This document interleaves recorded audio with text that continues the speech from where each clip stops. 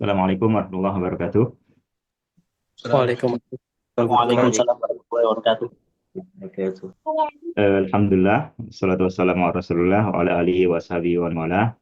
Selamat datang para ustadz, para ikhwah, dan para peserta sekalian di kajian Manikam atau Majelis Peneliti Ikam kita pada kesempatan kali ini. Insya Allah yang akan menyampaikan materi pada kesempatan kali ini adalah Bu Fajri. Ustadz,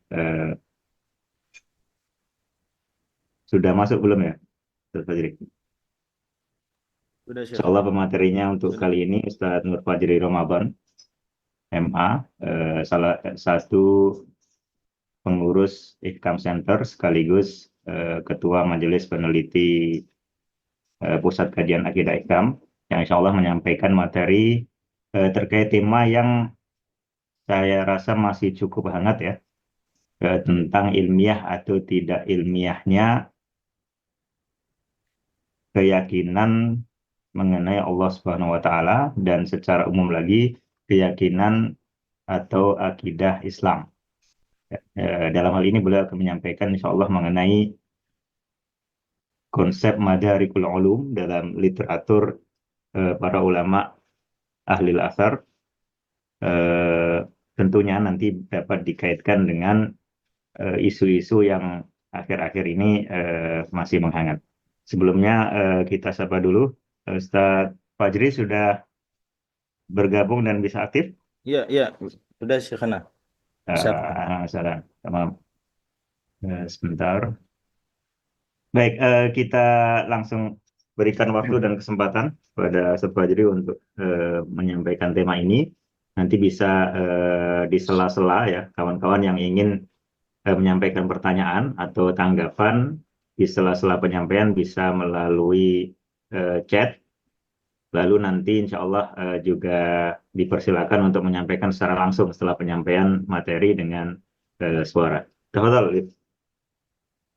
Baik, bismillahirrahmanirrahim. Assalamualaikum warahmatullahi wabarakatuh. Waalaikumsalam. Waalaikumsalam. Alhamdulillahirabbil alamin. Wa bihi nasta'inu ala umuri dunya waddin. Wassalatu wassalamu ala asyrafil anbiya'i wal mursalin. Nabiyina Muhammadin wa ala alihi wa ashabihi ajma'in, amma ba'd. Yang saya hormati guru kami dan guru kita semua, Syekhana Ahmidul Masyhud. Karena Allah selalu jaga beliau. Para ustadz-ustadz saya di Ihkam, para hadirin sekalian yang saya hormati dan saya cintai karena Allah. Suara saya terdengar atau tidak? Ya, terdengar. Dengar ya, baik. Ini materi kita judulnya ilmiahnya sebenarnya saya slideshow. Terlihat nggak slideshow? Apa masih belum slideshow? Sudah slideshow ini. Sudah slideshow, oke. Saya beri judul ini topik kali ini dengan ilmiahnya akidah Islam, konsep madarikul ulum dalam literatur asariyah. Tentu saja kita tadi melihat di Zoom sudah ada yang bertanya apa maksudnya madarikul ulum. Langsung saja kita bawakan bait dalam akidah Safarini ya, Ad-Durratul Mudhiyah, karya Al-Musafarini Al-Muhaqqiq. Kata beliau, madarikul ulumi fil ayani masuratun fil haddi wal burhani wa qala qaumun inda ashabin nazar hissun wa ikhbarun sahihun wan nazar. Yang beliau sebutkan bahwa madarikul ulum selain dia terdiri dari had dan burhan, cara memperoleh ilmu, tapi kemudian beliau bertegas, dan nanti panjang beliau jelaskan soal ini justru. Bahkan Syekh Ibnu Utsaimin dalam syarah beliau terhadap Safar ini merojihkan yang kalimat kedua ini. Yaitu apa? Bahwa ada 3 madarikul ulum. Madarik di sini suka oleh beliau jam'u madrok. Ya, yaitu caralah memperoleh pengetahuan, cara memperoleh ulum, ilmu pengetahuan. Kata beliau, adraka syai'a ahata bihi wa balagha waqtahu wa intaha ila al-ilmi bihi. Jadi bagaimana cara kita memperoleh pengetahuan, memperoleh ilmu? Ya. Dan ilmu, kalau dalam pembahasan yang seperti ini, dia tidak sekedar tahu, tapi dia tahu secara yakin, 100% yakinnya ya. Dan nggak cuma yakin 100%, tapi juga sesuai dengan kenyataan. Sesuai dengan kenyataan. Nah, kita lihat di Qalaidul Yaqian, Imam Ibnu Balban rahimahullah taala menyatakan al-ilmu sifatun yumayyizul muttasifu bihi yumayyizul muttasifu biha tamyizan jaziman mutabiqan lima fi nafsil amr. Jadi di sini jazim dan yakin dan mutabik lima fi nafsil amr. Gitu ya.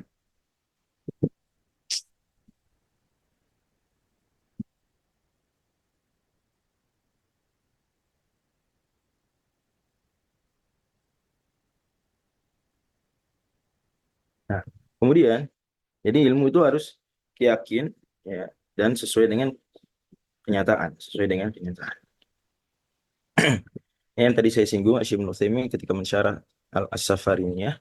Selain beliau merojihkan juga pandangan yang kedua, ini dua-duanya sebenarnya nggak perlu ditarjih, lebih tepatnya ya, ini tinggal difahami had dan burhan di situ sesuai dengan porsinya. Sebagaimana kita juga bisa lihat uraian hal tersebut dalam buku-buku yang lain, termasuk di Lawamil Anwar Bahiyah sendiri.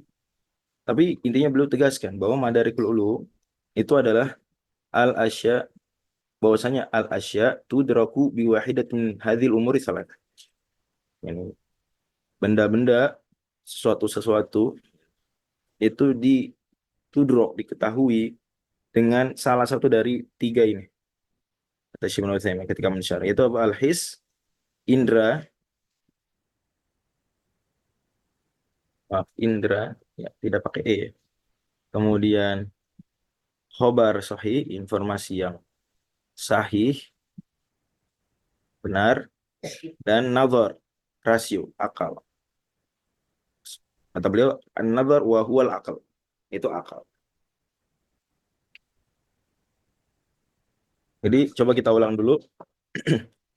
Ya, ini penekanan kita di sini karena kita sedang bahas akidah Islam yang ilmiah. Dan dalam KBBI ilmiah ini kita bisa lihat ya. Saya lupa masukkan ke dalam slide. Ya. Mana ilmiah itu dimaknai bersifat ilmiah. Secara ilmu pengetahuan. Memenuhi syarat atau kaidah ilmu pengetahuan. Itu ilmiah. Bersifat ilmu, secara ilmu pengetahuan, memenuhi syarat kaidah ilmu pengetahuan. Ya. Dan ilmu sendiri dikatakan oleh KBBI juga. Nah, kita bicara ke bahasa Indonesia, karena kan tadi judulnya bahasa Indonesia, maka saya perjelas bahasa Indonesia. Ini penting kita. Nah, jangan sampai membuat merusaklah bahasa Indonesia lah. Ilmu, kata KBBI, itu pengetahuan tentang suatu bidang yang disusun secara bersistem menurut metode tertentu. Jadi tidak harus semua ilmu metodenya sama. Enggak, justru enggak begitu. Masing-masing ilmu punya tabiat sendiri, punya metodenya yang sendiri tertentu.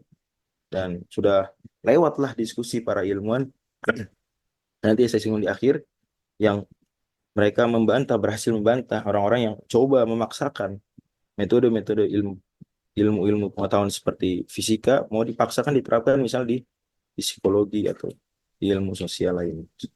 Sudah lewat diskusi soal itu, sudah terbantah, sudah menang lah. Jadi metode tertentu yang dapat digunakan untuk menerangkan gejala tertentu di bidang pengetahuan itu. Gitu ya.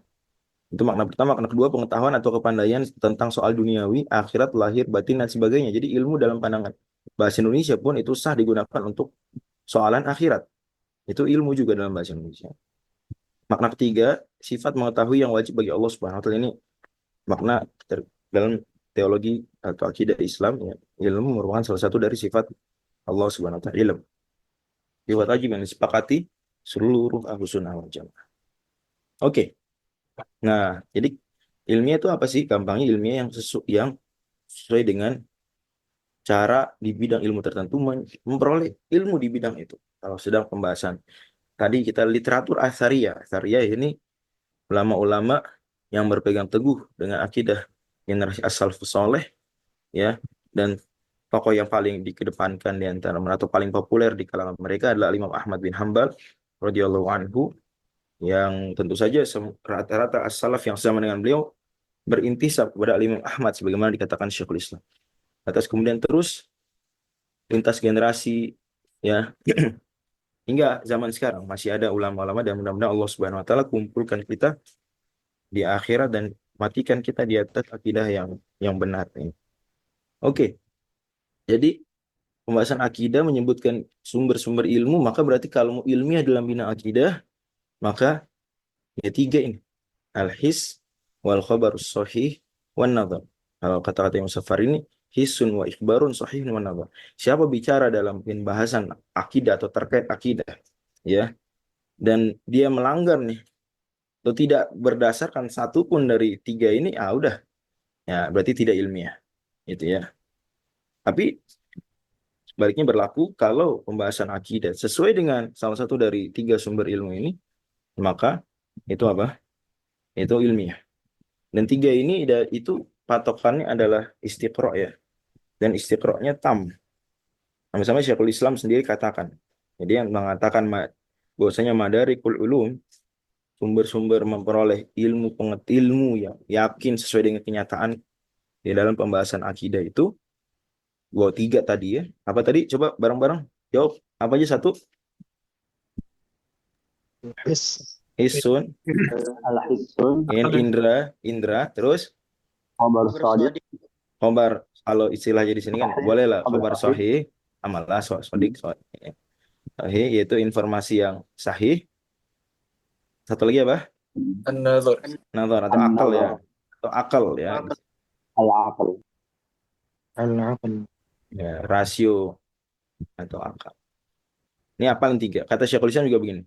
Wa turuqul ilmi. Beliau pakai istilahnya apa nih? Bukan madarikul ilm. Istilahnya apa? Turuqul ilm.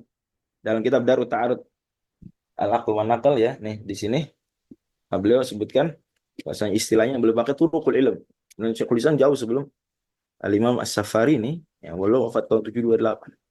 Tapi begitulah akidah Atsariyah sama. Ya. Garis ya, usulnya dan pembahasan besarnya sama. Ya. Tokoh sebagaimana kata Imam Abdul Baqi di Al-Ilm wal Athar, senantiasa la yazalun, terus sejak zaman Muhammad hingga hari ini. Salah ada tiga juga, al-his wal akal, belum disebutkan akal. Nah, menariknya di sini, belum menyebut khobar itu, dan memang sih dari tiga ini biasanya yang paling dipermasalahkan itu yang khobar ya. Kata beliau sebenarnya khobar itu al-muraqqabu minhuma. Sesuatu sumber ilmu yang perpaduan antara apa? Perpaduan antara His dan akal. his dan akal. Dan akal. Gimana ceritanya itu? Kok bisa sih? Khobar, perpaduan his dan akal, gimana ceritanya? Gimana informasi? Gimana? Ya kan kita gini gampang aja kalau mengetak his, ini tahu api panas, panas, pegang panas. Kita punya ilmu, keyakinan yang pengetahuan yang yakin sesuai dengan kenyataan. Api panas. Akal bahwasanya 1 tambah 1 2. Ya punya keyakinan yang yakin dan sesuai dengan kenyataan bahwasanya 1 tambah 1 2. Kalau khobar kan biasanya kita meyakini Allah Subhanahu wa taala nanti bagaimana di akhirat dilihat oleh orang beriman. Ya. Keyakinan dan hadis-hadisnya mutawatir tuh, khobar mutawatir. Ya. Bahkan di Quran pun disebutkan, nggak cuma di hadis yang mutawatir, tapi di ayat Al-Quran, dan ayat Al-Quran juga mutawatir. Ya wujuhi yawma idzin nadhirah ila rabbiha nadhirah. Itu kan kita tahunya dari khobar. Tahu itu dari his nggak? Kita tahu bahwasanya orang yakin ya dan sesuai dengan kenyataan. Ya. Nah, kalau nggak percaya buktikan nanti ya. Tapi nggak perlu buktikan nanti. Allah udah kasih gampang di dunia ini udah bisa dibuktikan dengan ilmiah. Bahwasanya memang kenyataan begitu nantinya. Yakin kita 100%. Nah, bisa nggak kita tahu bahwasanya orang beriman akan melihat Allah di akhirat dengan his? Apa kita tahunya dari his? Enggak. Dari indera. Apa kita tahunya dari akal? Tahu nggak? Tahunya dari akal nggak? Enggak juga. Ya. Tapi tahunya dari mana? Dari khobar. Ya ini nggak his aja, nggak akal aja, tapi khobar. Nah, khobar ini perpaduan sebenarnya his dan akal. Dari sisi mana? Ya ini khobar itu kan berarti ya ini sumbernya gitu, sumber mengatakan, berkalam, menyampaikan kepada B. Berarti B ngapain A? B terhadap A, B ngapain A? Apa yang terjadi pada B? Apa yang terjadi di dalam diri B terhadap A? B ngapain si A gitu. Apa yang diperbuat B terhadap A? Aduh, ribet amat. Apa yang diperbuat B terhadap A? Mendengar. Mendengar kan indera. Oke, mungkin juga kadang melihat, walaupun nggak harus ya. Mendengar, intinya khobar ya mendengar misalnya. Bisa juga sebenarnya melihat. Kan ada hadis-hadis yang sifatnya itu Rasulullah, aku melihat Rasulullah. Itu khobar juga. Tapi tetap aja ujungnya disampaikan kepada generasi setelahnya dengan pendengaran. Oke, berarti ada his. Kemudian akal dari mana akalnya? Misalnya, kan kita kalau bahas khobar, Syekhul Islam bilang, faminal umuri ma la yumkinu ilmu illa bil khobar. Ada hal-hal yang nggak bisa diketahui kecuali dengan khobar. Kama ya'lamu kullu syakhsin bi akhbari shadiqin. Bagaimana orang mendapatkan pengetahuan ilmu, keyakinan yang sesuai dengan kenyataan, itu dari informasi yang dapat dari orang-orang yang jujur. Kal khabaril mutawatir. Contohkan kabar mutawatir. Kita kabar mutawatir yakin benar informasi mutawatir itu ya ini informasi ya ini dari sumber. Kemudian sumber ini dilihat di indera atau didengar oleh orang yang banyak. Dan orang banyak ini harus ingat, orang banyak ini semuanya harus mengindra ya. Ingat. Ini lingkaran pertama, circle terkecil harus mengindra. Kemudian disampaikanlah ke circle berikutnya. Circle berikutnya berarti tidak mengindra apa yang ada di sumber, tapi cuma mengindra informasi dari circle pertama. Ya kita sebut saja X. Ya ini kepada Y. Ya, Y1, Y2, Y3, X1, X2 gitu ya. Y itu mengindra nggak apa yang diindrai oleh X dari sumber? Y itu. Y1 mengindra nggak? Ini ikut melihat nggak apa yang dilihat oleh X1? Bahwa sumbernya ini bahwa misalnya ada bahwa Fulan ya punya mobil. Cerita gitu, punya mobil. Atau bahwasanya Nabi Muhammad SAW mujizatnya membelah bulan. Ini X1, X2, X3 melihat langsung bulan terbelah. Sip. Terus dan mereka melihat langsung kan, mengindra ya melihat. Gitu. Mungkin juga mendengar suara terbelahnya misal. Apalah. Nah, kemudian X2, X1, X3 dan sudah menyampaikan ke Y1, Y2. Ini generasi setelahnya. Tabiin lah kita bisa bilang. Ini sahabat, ini tabiin. Tak para tabiin ikutan mengindra nggak apa yang diindrai oleh oleh sahabat? Enggak ya, enggak. Tapi mereka cuma mengindrai, mendengar ya nih informasi dari sahabat. Mereka enggak turut melihat bulan terbelah, tabiin enggak melihat bulan terbelah. Cuma dapat informasi dari sahabat, hadis misalnya, dan juga di Quran. Juga Quran diperoleh dari sahabat. Tapi ini pada mikir, ini orang banyak begini. Semua melihat hal yang sama, menginformasikan hal yang sama. Bahkan nggak cuma orang-orang Mekah waktu itu, bahkan para pelancong musafirin yang mau ke Mekah pun mereka melihat dari jauh, dari luar Mekah melihat. Berhari-hari setelah itu datang mereka bilang dulu waktu itu bulan terbelah.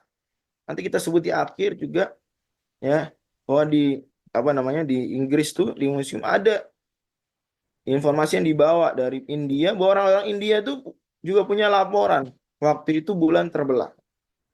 Nah kita nggak usah bertanyakan misalnya kok orang nggak ada laporan dari orang Eropa karena memang dalam kisahnya kita bisa lihat di buku-buku sirah dan buku-buku tafsir. Kisahnya itu terjadi antara Maghrib dan Isya. Antara Maghrib dan Isya. Kalau antara Maghrib dan Isya di Mekah berarti Berlin tuh udah malam belum? Antara Maghrib dan Isya di Mekah. Berlin, London, Paris udah Maghrib belum? Belum. Nah, jadi ya wajar nggak lihat bulan terbelah. Tapi India udah malam belum? Udah. Maka mereka ngelihat. Dan bisa jadi ya kita beroptimis dan yakin lah ada. Ya cuma tinggal apakah terjaga sampai sekarang informasi atau enggak. Tapi orang Tiongkok ya, mereka malah menyaksikan juga. Orang Indonesia menyaksikan juga bulan dibelah waktu itu. Gitu ya. Nah, tinggal apakah masih bertahan generasi yang melihat bulan terbang setelah mereka sudah apa namanya menyampaikan informasinya, atau mereka meninggal sebelum menyampaikan informasinya, atau bagaimana lah. Tapi intinya udah banyak tuh, udah mutawatir ya, orang-orang Mekah Muslim dan kafirnya melihat, kata Allah wa iyarau, ayatnya mereka melihat. Kemudian apalagi orang-orang musafir melihat, orang India lah belakangan kita tahu melihat. Ya tabiin semua bilang gini, mereka mikir dengan akal mereka. Orang sebanyak ini banyak, beda-beda orangnya. Hah? Mereka melihat hal yang sama, menyampaikan informasi yang sama. Mustahil secara akal. Ini nyatakan Ibnu Sina dan lain-lain nyatakan juga mustahil apa?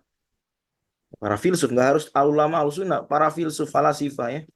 Seperti Ibnu Sina dalam An-Najah. Tegaskan apa? Bahwa mustahil kalau kayak gitu mereka apa? Semuanya salah. Mustahil mereka semua sepakat bohong. Nah, anggapan bahwasanya ya, keyakinan kita bahwasanya mustahil mereka rame-rame salah, rame-rame bohong, itu apa itu? Itu apa itu? Indra, apa khobar, apa itu? Apaan tuh? Apa? Akal. Akal kan ya nggak? Mikir kita. Mana? Bahkan kita dalam kehidupan sehari sering menerima informasi mutawatir langsung percaya. Langsung percaya. Nggak pakai kita ngelihat, nunggu dulu, lihat dulu. Indra kan kalau melihat. Nggak nunggu. Oh, enggak, langsung mutawatir. Khobar mutawatir langsung kita percaya. Dengar ada satu orang ngasih tahu besok ada UTS. Wah, masa sih? Yang lain ngasih tahu besok UTS. Banyak, seangkatan kita ada misalnya 400 mahasiswa. Semuanya, padahal nggak pakai grup tuh, nggak dari grup. Semua dengar langsung semua. Dosennya bilang, dosennya nggak nulis. Cuma bilangnya di kelas, besok UTS, kita nggak masuk. Ya. Dan ada beberapa kelas, ini paralel kelasnya. Semuanya nyampaikan informasi yang sama, bahwasanya dosennya bilang besok UTS. Awalnya kita mungkin 1, 2 belum yakin. Wah, kalau udah banyak kita otomatis langsung otomatis kita nggak bisa tolak tuh, keyakinan itu muncul otomatis dalam diri. Ya, gitu ya. Itu akal. Jadi kata Syekhul Islam, sebenarnya khobar ini itu apa paduan dari his dan apa? Dan akal. Nanti juga kita akan sampai pada perkataan Ibnu Aqil bahwa bahkan his juga bermula dari bahwa his juga apa?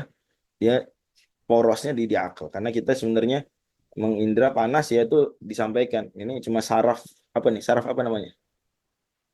Sensorik ya. Menyensor aja otak memproses oh panas. Tapi cuma sangat cepat. Juga informasi mutawatir dari kita langsung cepat tuh percaya itu otomatis cepat itu proses yang sangat cepat. Ya maka dia masuk level yakiniyat. Tawatur juga khobarul anbiya ini khobar ar-rasul al-muayyad bil mu'jizah kalau di literatur lain. Kalau istilahnya Syekhul Islam dan Syekhul Islam apa namanya? Katakan kal khairul mutawatir wa ma yu'lamu bi khobaril anbiya sallallahu alaihim ajmain. Kata beliau wa hadza taqsim yajibul iqraru bi. Pembagian ini tadi apa? Furuqul ilm ada salasah.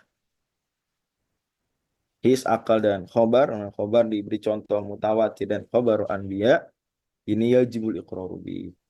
Ini sudah istiqrohnya tam. Ya, istiqroh tam itu udah yakin levelnya. Istiqroh itu apa? Ya penelitian yang menyeluruh ya. Jadi, cari lagi apa? Ya kalau dicari ujungnya kembali ketiga ini. Cari aja. Istiqrohnya sudah tam.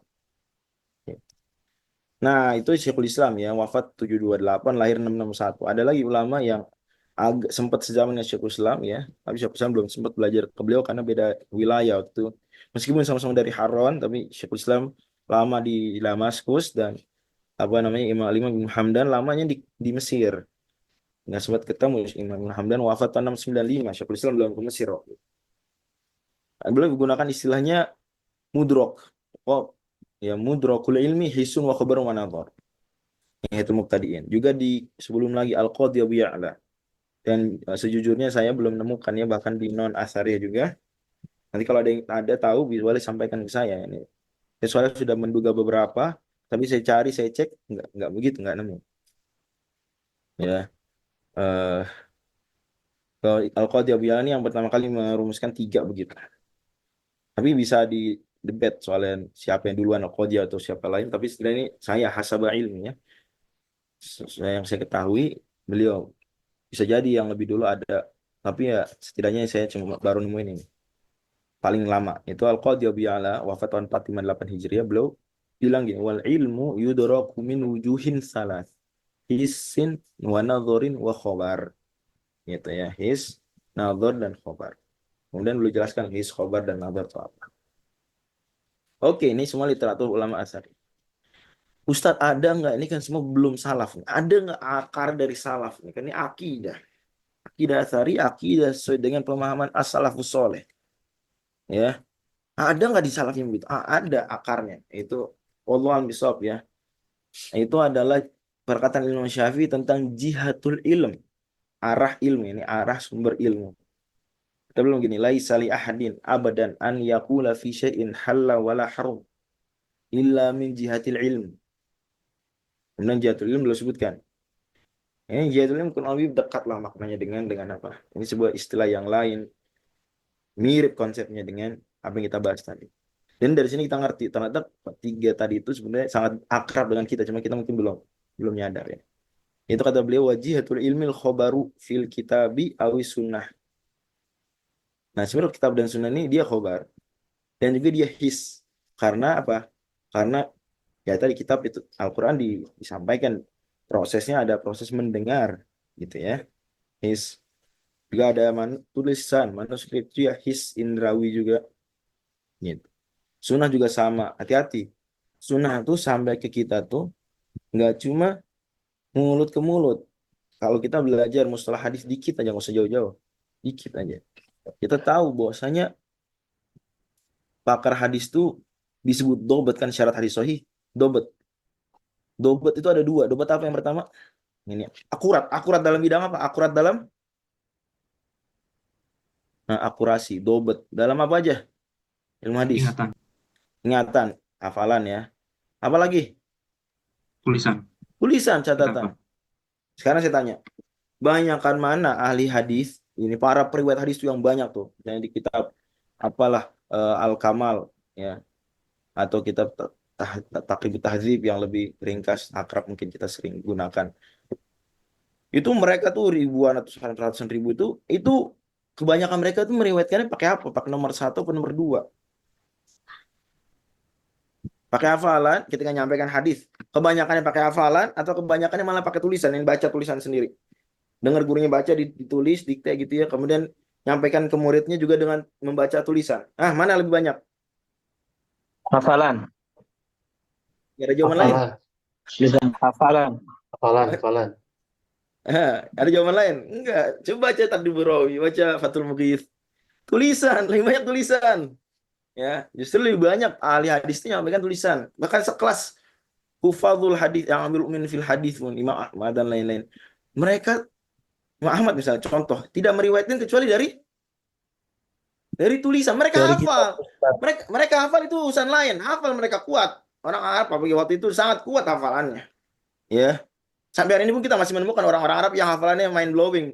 Dahsyat sekali, Masya Allah, Tabarakallah. Ya. Tapi ya. Nah, apalagi di masa tersebut kan orang sebenarnya kemampuan hafalan juga bergantung pada media apa dia bisa menjaga sesuatu, menyimpan informasi. Kalau merasa cukup dengan flash disk atau apa jadi lemah hafalan. Tapi kalau waktu itu yang nggak bisa nulis, orang-orang Arab rata-rata waktu itu, ya mereka jadi hafalannya kuat. Tapi Islam kan nyuruh iqra bismillahirrahmanirrahim. Dari awal sudah diajarkan menulis. Quran ditulis, hadis ditulis oleh sejumlah sahabat, dan tabiin juga menulis hadis. Minimal catatan pribadi. Semua nulis ada catatannya. Bahkan dicek. Ini dari mana catatan dulu waktu menurut ilmu hadis. Jadi kalau mereka keliling dunia itu catatannya ada, disimpan. Dan saat meriwayatkan dari catatan tersebut. Kita mungkin kalau nyantri, kalau datang pengajian, kalau kuliah kemana gitu, catatannya hilang kemana nggak tahu ya. Tapi kalau ulama hadis, wah gitu parah itu. Kalau ada ahli hadis ya, kebakar perpustakaannya. Ada nggak yang berubah dari apa? Tiqoh jadi lemah? Ada nggak? Ada Ustaz. Ada. Jadi nggak harus nunggu tua. Yang lemah gara-gara tua ada. Yang lemah gara-gara bukunya hilang juga ada. Bahkan gila Ustaz. Nah, oke. Jadi saya mau bilang bahwasanya hadis pun diriwayatkan itu sebenarnya nggak cuma dari hafalan mulut ke mulut. Walaupun itu pun cukup ya. Hati-hati ya.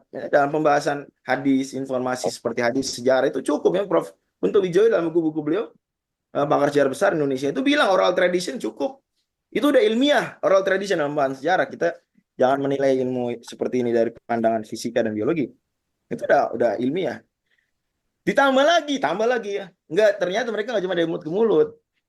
Tapi apa? Dari tulisan ke tulisan sebenarnya jauh lebih akurat, lebih kuat lagi tuh tulisan ke tulisan. Jadi saya sempat mikir, kenapa ya mereka lebih ngandelin tulisan ya? Iya, daripada hafal. Padahal mereka hafal kuat. Kita aja hafal lemah, kadang-kadang masih ya kurang memanfaatkan tulisan gitu. Kita lebih suka menyampaikan tanpa lihat tulisan. Tapi ulama hadis yang hafalan dahsyat, dia tulisan. Saya baru sadar ulama. Oh iya, itu justru lebih membuat kita yakin terhadap validitas periwayatan tersebut. Karena itu ibaratnya dari dokumen tertulis ke dokumen tertulis, dari prasasti ke prasasti, prasasti ke prasasti, prasasti ke prasasti. Ibaratnya dari flash disk ke flash disk, terus lintas generasi selama 1.500 tahun ya, begitu terus. Wah, akurat, tinggi. Nah, jadi udah, dan his tuh di indera tuh bisa dipegang kertas catatannya, bisa dilihat tulisannya. Maka ada dalam ilmu hadis periwayatan dengan lihat catatan guru, apa namanya? Gurunya nggak tahu, nggak meriwayatkan. Nemu catatan gurunya nyempil di mana misalnya. Apa periwayatan namanya? Tahu nggak? Ini main ke perpustakaannya guru, ngambil buku, tulisan guru saya nih. Gurunya udah meninggal misalnya. Apa tuh namanya? Periwayatan apa tuh? Munawalah bukan? Wijadah. Tuh ada lagi Wijadah. Wijadah pada gurunya nggak ngomong. Cuma dia bilang, saya nemukan tulisan guru saya. Oh, yes. Kemudian kata beliau, awal ijma ya berarti paduan dia bisa. Ya, tapi ijma kan ijtihad awal, berarti akal, nazar, ijma. Kias juga sama. Ya kias, unsur akalnya sangat kuat ya. Ada di situ dalilnya, ada unsur naklinya. Kan kias campuran nakli akli. Tapi unsur aklinya ada, jadi dia nazar. Jadi intinya 4 adilah yang muttafaq alaiha ya. Bainal madhahibil arba'ah wal jamahiril ulama itu apa? Nyata-nyatanya dalam fikih ya, dalam fikih aja. Itu sebenarnya sudah bentuk lain, terjemahan lain dari salasah madarikul ulum yang tadi kita bahas. Wallah. Dan itu sebetulnya Allah Subhanahu wa taala, wallahu alam. Ini tadabbur pribadi bisa keliru. Itu isyaratkan di dalam 2 ayat yang bicara tentang ilmu, tentang keilmiahan ya. Gimana Allah firmankan? Wala taqfu ma laisa laka bihi ilm. Yang ikuti yang tidak kamu ilmu. Inna sam'a apa nih? Khobar. Wal basar apa basar berarti? His. Wal buat apa berarti? Akal. Akal ya, nazar. Akal. Nah, kan fuad di sini artinya bukan perasaan doang ya, akal. Quran biasa menyebut qalb, fuad maksud akal. Biasa itu. Lahum qulubun la yaqiluna biha banyak ya. Ungkapan sejenis kita dapat di dalam literatur wahyu. Jadi 3 nih. Inna sam'a khobar wal basara his wal fuada akal ya, nazar, rasio. Kullu ulaika kana anhu mas'ula. 3 madarikul ilm. Orang tadabbur ya bisa keliru ya.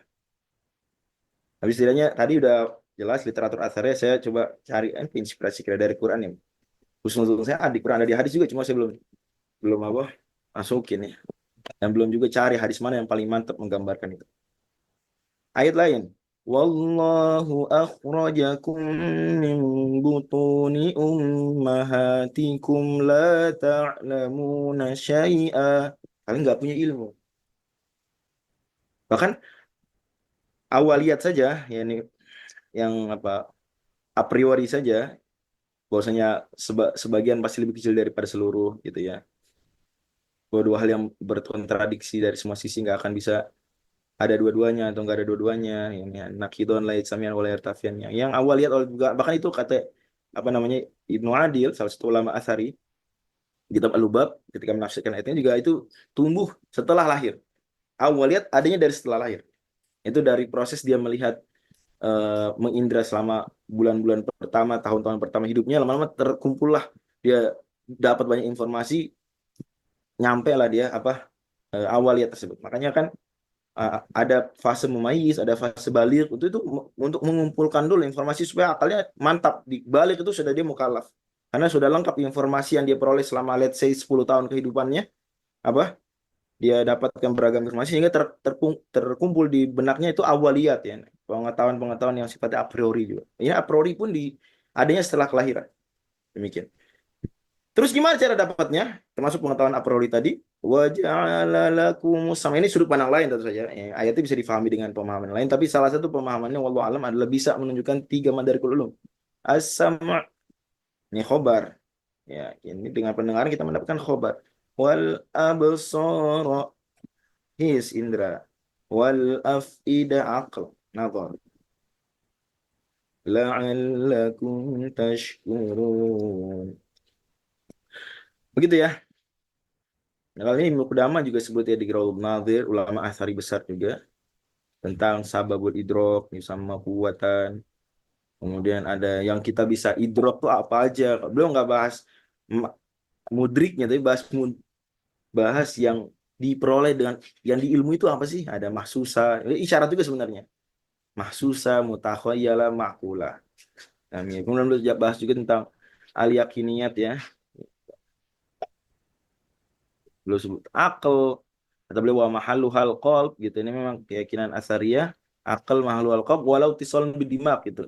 Kalau dikumpulkan pendapat asariyah lintas generasi disimpulkan oleh Ibnu Balban dalam Qaidul mahalluhal qalb walau tisalun bidimak. Tempatnya di hati tapi punya atau di jantung punya hubungan dengan otak. Gitu ya. Ini kurang lebih mirip ya. Ada beliau his ya, akal dan saja paduan dari his dan akal yaitu tadi khobar ya. Allah. Beliau juga bahas tentang konsep awaliyat ya, yang konsep yakiniyat maaf, yang yakiniyat yang hal-hal yang meyakinkan. Ini beliau istilahkannya madarikul yakin.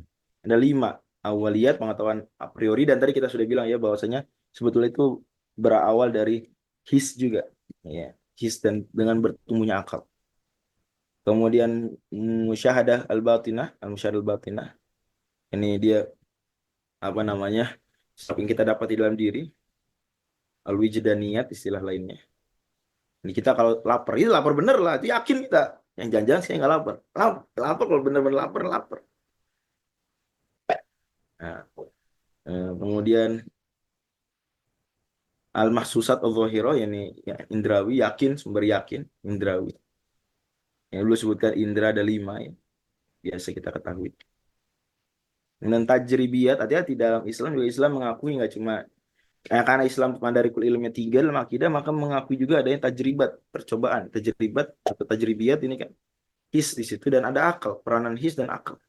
Tetap nggak anti apa penelitian gitu.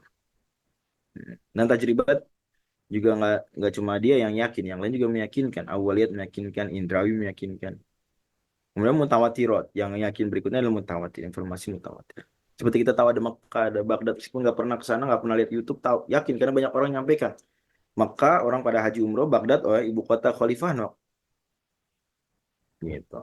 Ya betul, empirisme tidak ditolak ya. Nah, yang ditolak itu empirisme apa adanya, itu yang benar-benar mengatakan bahwasanya yang bisa diindra saja itu yang merupakan keyakinan kayak gitu kan.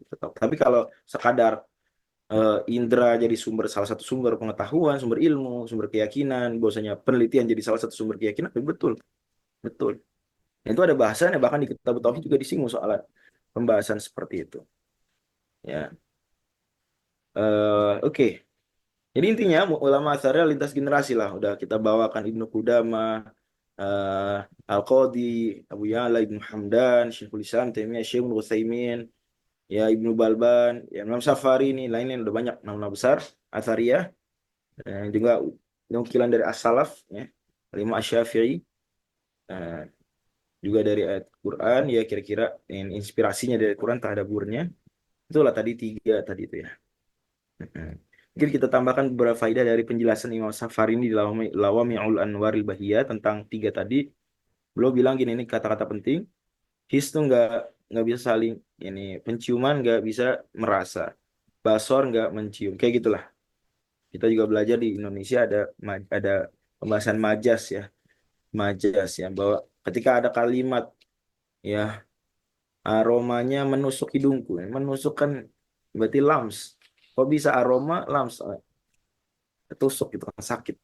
Lams berarti kan indra lams. Itu majas ya, bukan hakiki. Kalau secara hakiki indra nggak bisa mengambil domain indra lainnya itu gambarannya. Nah, khobar juga disebutkan oleh beliau khobar yang mutawatir ya, yakin ya. Yakin, kemudian juga khobar Nabi yang didukung mujizat. Kan begini konsepnya, saya mungkin perlu perjelas.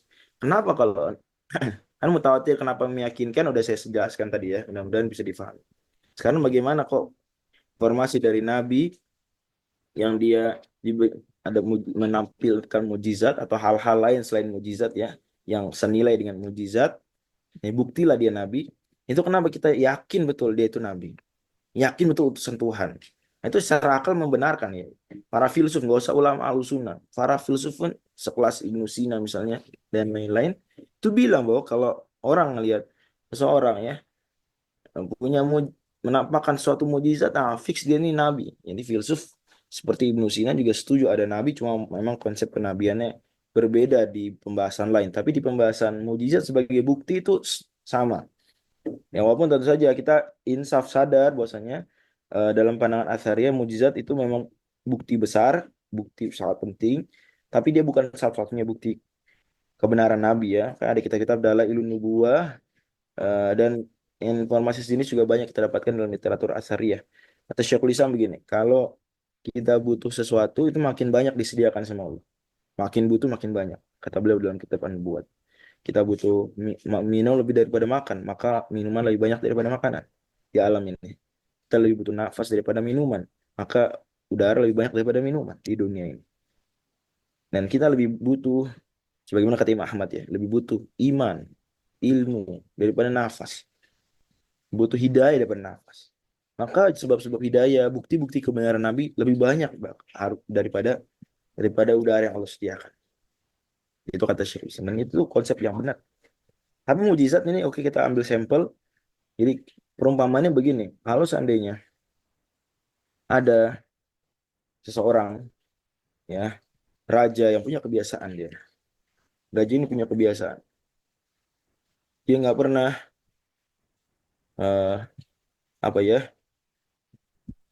naik Honda Beat. Dia nggak pernah naik Honda Beat. Raja ini nggak pernah naik Honda Beat. Selalu dia naik mobil Alphard. Ya. Kemudian dia bilang pada seseorang, salah satu rakyat, bukan pejabat, rakyat biasa. Besok saya mengumpulkan rakyat. Kamu ikut hadir. Nanti kamu sampaikan ke rakyat yang hadir semua. Nanti bahwasanya apa? Raja menyuruh mereka untuk malam ini sholat witir. Salam. Atau misalnya untuk malam ini, mulai malam ini BBM turun. Ya, maka kata raja, yuk sok besok sampaikan. Kemudian dikumpulkanlah apa tuh rakyat, kumpul banyak. Kemudian raja di situ ada, raja di sebelahnya ada mobil Alphard, habis naik mobil, atau dia raja di atas mobil Alphard. Rakyat yang tadi kemarin udah di briefing itu dikasih tahu tuh, tiba-tiba ngomong di depan suara rakyat, wahai kawan-kawanku sekalian, masyarakatku sekalian, teman-temanku sesama rakyat jelata, raja menginformasikan melalui saya. Raja nyuruh saya nyampaikan kepada kalian bahwa mulai malam ini harga BBM turun. Atau malam ini kita semua mesti sholat witir minimal 1 rakaat. Gitu ya. Saya tanya, kira-kira masyarakat percaya langsung nggak? Rakyat yang hadir langsung percaya nggak sama orang ini? Gimana kira-kira? Aku diem. Percaya nggak? Enggak, Ustaz. Hah? Enggak percaya. Nggak percaya lah ya. Siapa dia? Bukan siapa-siapa. Sama kayak kita rakyat jelata. Ngaku-ngaku ngomong atas nama raja. Raja diem aja. Di atas mobil. Tapi kemudian kata si rakyat, si satu orang ini, tanda saya benar bahwasanya ini adalah perintah raja. Raja akan melakukan sesuatu yang tidak dia biasa lakukan. Biasanya dia naik mobil Alphard. Sekarang dia akan naik Honda Beat, naik motor. Tiba-tiba sekarang saya tanya, kalau udah dia ngomong gitu, apa yang akan dilakukan rakyat lain?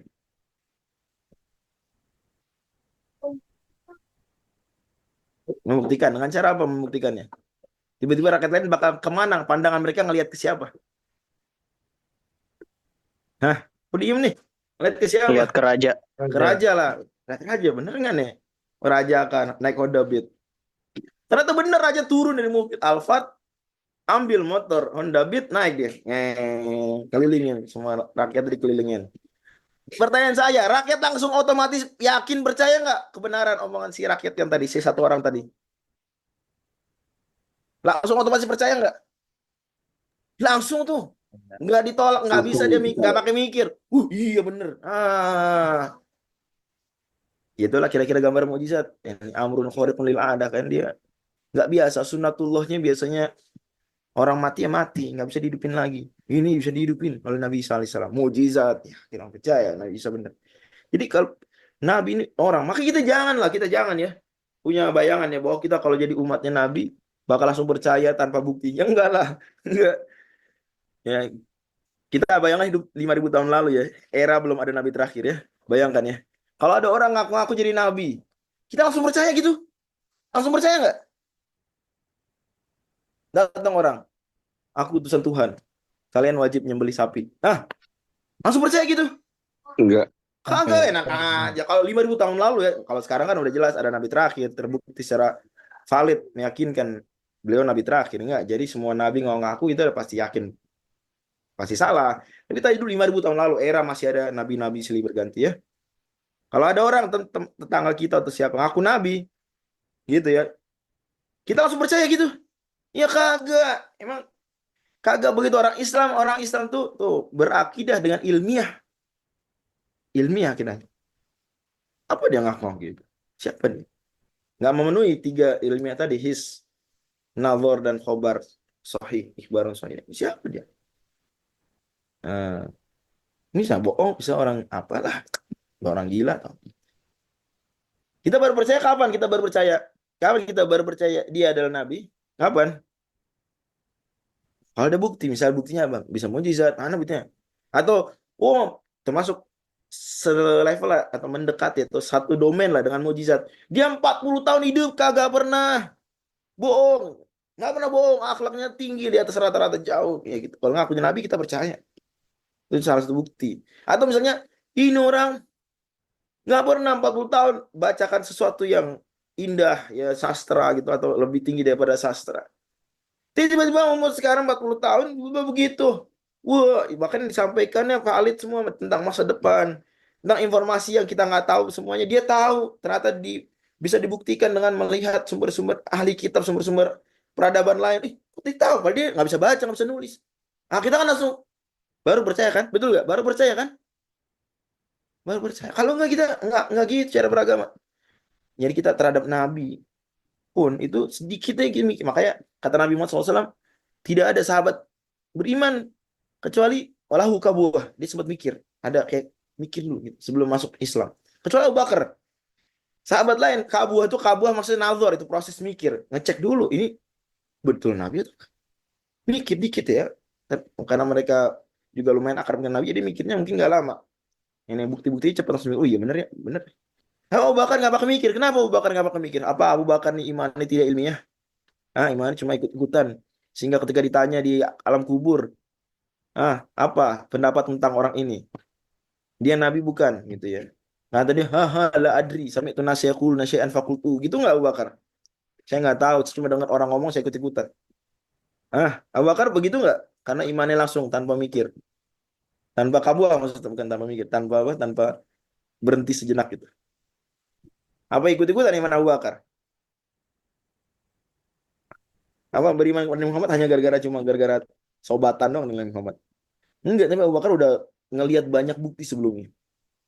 Jadi dia nggak butuh mikir terus gitu. Dia udah bukti udah banyak, udah kekumpul selama berteman dari kecil, kan Abu Bakar dari sahabat yang benar-benar temenan kecil dari Nabi dengan Nabi dari kecil. Gitu ya.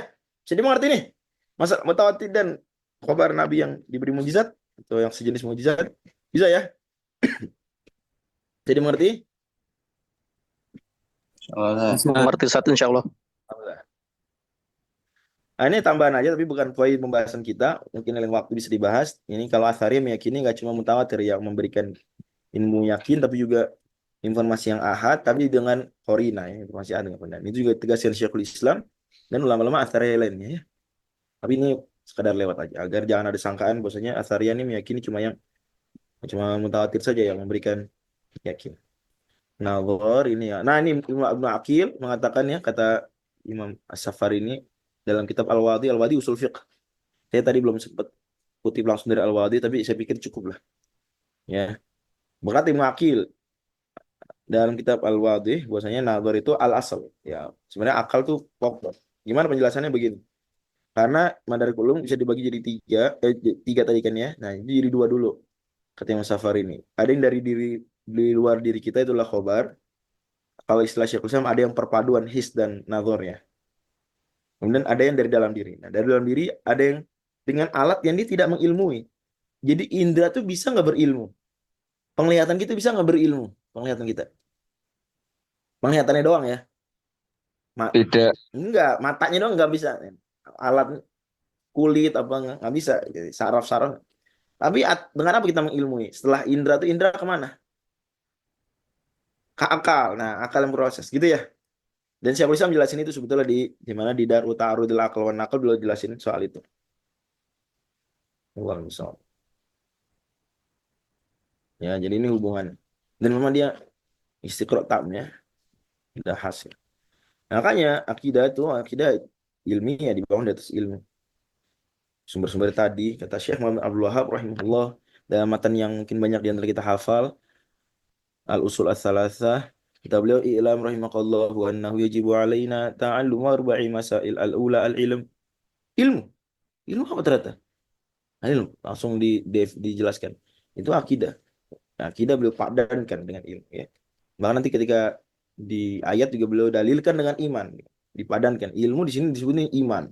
Wa huwa ma'rifatullahi wa ma'rifatu nabihi wa ma'rifatul islami bil adillah, dengan dalil, enggak dengan taklid ya. Syekh Muhammad Abdul Wahhab beliau menegaskannya bahwa beragama ini dengan bukti-bukti. Ya, dengan bukti. Walaupun sederhana buktinya. Dalil jumli istilahnya kata Imam Ibnu Muflih, kata Imam Tufi juga, nggak harus nazar itu nggak harus rumit-rumit. Bahkan diakui juga oleh Imam As-Sanusi ya dalam Syarah Ummul Barahin, beliau akui juga ya bahwa bahkan menurut ulama Asy'ari saja rahimahullah nggak harus nazar itu yang rumit seperti mutakalimin umumnya. Nggak harus, cukup dalil jumli. Itu. Cukup yang sederhana aja. Ya, gampang-gampang tadi seperti yang saya beri contoh. Intinya harus dengan bukti, nggak bisa dengan ikut-ikutan. Nggak bisa dalam artian dosa, dia bersalah kalau dalam pandangan Athariyah seperti dijelaskan Imam Ibnu Balban dalam kitab beliau Mukhtasar Al-Ifadat. Tapi sah keimanan dengan taklid itu sah ya. Cuma berdosa menurut pendapat yang dikuatkan mainstream Athariyah. Oke. Kemudian amal, kemudian dakwah dan sabar. Dalilnya apa? Dalilnya illal ladzina amanu wa amilus solihati. Amal. Dakwah. Tawasobil haq. Sobar. Wa tawasobis sobar. Giliran ilmu dalilnya iman. Amanu. Kenapa ya? Karena imannya orang Islam, imannya termasuk Athariyah juga, itu iman yang ilmiah ya, iman yang ilmiah. Bahkan juga beliau di sumber-sumber di tulisan-tulisan lain juga menyebutkan syarat la ilaha illallah di antaranya apa? Ada 7 ya, atau 8. Salah satunya al-ilm, al-munafi lil jahl. Anas, penutup saya, karena kita udah bahas 3 madarikul ilm tadi, mungkin ada yang menganggap Ustaz ada kok orang yang cuma membatasi pengetahuan hanya pada indera saja. Ya, cara membantahnya banyak, tapi yang paling gampang gini, kata para filsuf ya, cukup kita balik tanya saja. Pahaman empirisme itu gampangnya ya, salah satu konsep empirisme atau konsep gampangnya dari empirisme sederhananya adalah dia meyakini bahwa pengetahuan hanya bisa diperoleh dari apa? Indra. Secara indranya kalau dari khobar mutawatir enggak? Dari khobar Nabi yang didukung dengan mukjizat enggak? Gitu. Bahkan juga mereka ini empirisme yang titik tertentu ya, itu udah berhadapan dengan rasionalisme. Jadi sampai mengatakan indera kita tahu, adapun dengan akal kita enggak. Aduh, itu ada lagi tuh. Dan itu ramai di masa-masa Renaissance tuh, diskusi itu panjang antar filsuf ya. gitu. Tapi salah satu cara membantah atau mengkritik, boleh disebut menyanggah juga, empiricism, ada dengan mengatakan gini, paham Anda, apa pahamnya dia tadi? Mengatakan yang benar secara meyakinkan, cuma apa? Hanya Yang di indra. di indera. Kita bilang, pahamnya Anda sendiri bisa nggak dibuktikan Tidak terindra. secara indera? Bisa nggak dibuktikan secara indera? Tidak terindra. Pahamnya, kebenaran pahamnya lah, bukan tulisannya. Kebenaran pahamnya bisa nggak diindra? Tidak, kenapa? Enggak, ya udah. Self-refuted istilahnya. Self-refuted. Sehingga saya yang bilang self-refuted Wittgenstein ya, seingat saya agak lupa sih. Ya, atau filsuf-filsuf lain ya. Jadi satu aja, saya sebenarnya menyebutin lain-lain, satu aja cukup. Lagi juga kita dalam hidup nggak semua kita indra. Coba saya tanya, matematika itu diindra nggak sih? Enggak di indra. Enggak ya. Nih 1 tambah 1 mungkin gitu. Ustadz bisa diindra, Ustadz apa misalnya? 1 nih tambah 1 2 gitu ya. Pulpen lah. Ini 2. 1 tambah 1 2. Ya ini bukan 1 dan ini bukan 2. Ini bukan 2 kan? Apa ini 2 dalam matematika? Enggak, ini cuma pulpen dan pulpen, 2 pulpen, tapi 2-nya, 2 konsep 2. Abstrak. As a number. Itu nggak bisa diindra. Oh, itu baru yang sederhana. Kalau udah matematika lebih jauh lagi, artinya jangan gampang aja deh. Arab. Gitu. Jelas ya? Sudah mengerti nih? Ada lagi yang juga bisa direspon selain empiricism adalah scientism. Scientism tuh begini dia. Agak lebih mending sebenarnya dibandingin tadi, makanya saya bawakan 5 argumen. Gampang gini. Jadi scientism bilang yang benar secara meyakinkan cuma apa? Yang sesuai sains, dan sains dia dibatasi ya. Nanti dia kebanyakan bilang ya ilmu seperti fisika gitu. Kayak gitulah. Ya, scientism. Jadi kalau nih nggak sesuai dengan standar fisika nih, kita tolak, kita nggak percaya. Dan scientism berderajat ya, berderajat. Ada yang sampai titik malah istilahnya super strong scientism, gitu. Super strong scientism itu benar-benar menolak semua yang nggak dipandangnya tidak sesuai dengan sains. Dan ingat, hati-hati ya, sebagian orang memaknai ilmiah tuh ini scientism, hati-hati ya.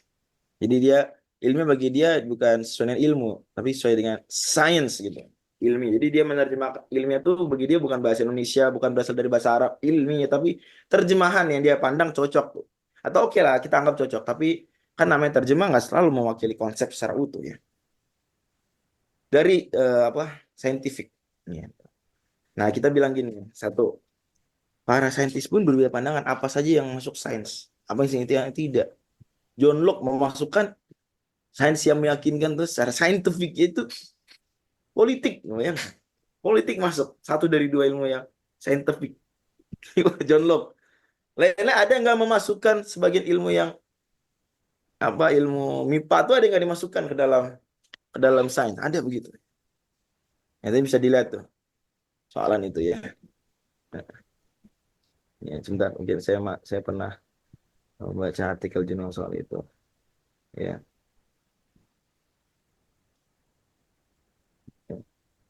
Oke, kita lanjut. Jadi apa yang sains itu sendiri? Apa? Bahkan metode sains sendiri, metode yang disebut scientific sendiri. Sepakat nggak? Sepakat ini. Terus pakai yang mana kita? Yang mana? Nah, jadi pada akhirnya serba salah juga. Ibaratnya kita jangan terjebak ya, jangan karena kita mentang-mentang kita bukan orang belajar ilmu. Mungkin kita nggak ngambil jurusan kimia, nggak ngambil jurusan fisika gitu ya. Terus kita menganggap ya bahwasanya metode sains itu semuanya ijma gitu. Enggak gitu. Pasti enggak, ada juga diskusi di antara mereka. Apa yang disebut scientific sains enggak gitu ya. Enggak seperti itu ya. Cuma kita kan karena kita bukan seorang yang masuk dalam itu, mungkin jadi kita menganggap aja gitu. Wah iya. Walaupun yang membawakan kepada kita juga mungkin dia bukan orang yang kuliah jurusan fisika, bukan kuliah jurusan biologi gitu. Bahkan mungkin kuliahnya jurusan sosial gitu. Jadi kita menganggap, oh iya percaya aja, padahal biasa kan cek ya. Ilmiah dong, ilmiah juga termasuk nggak langsung percaya ilmiah ya. Gitu, seperti itu. Ya, jadi misalnya. Ya tadi John Locke, Hobbes juga menyebut ya. Oh iya nih, John Locke nggak mau menganggap fisika dan kimia sebagai ilmu apa? Dengan sebagai sains. Enggak. Hobbes, tadi saya ketukar ya, bukan John Locke yang bilang politik ilmu sains, tapi Hobbes. Ya.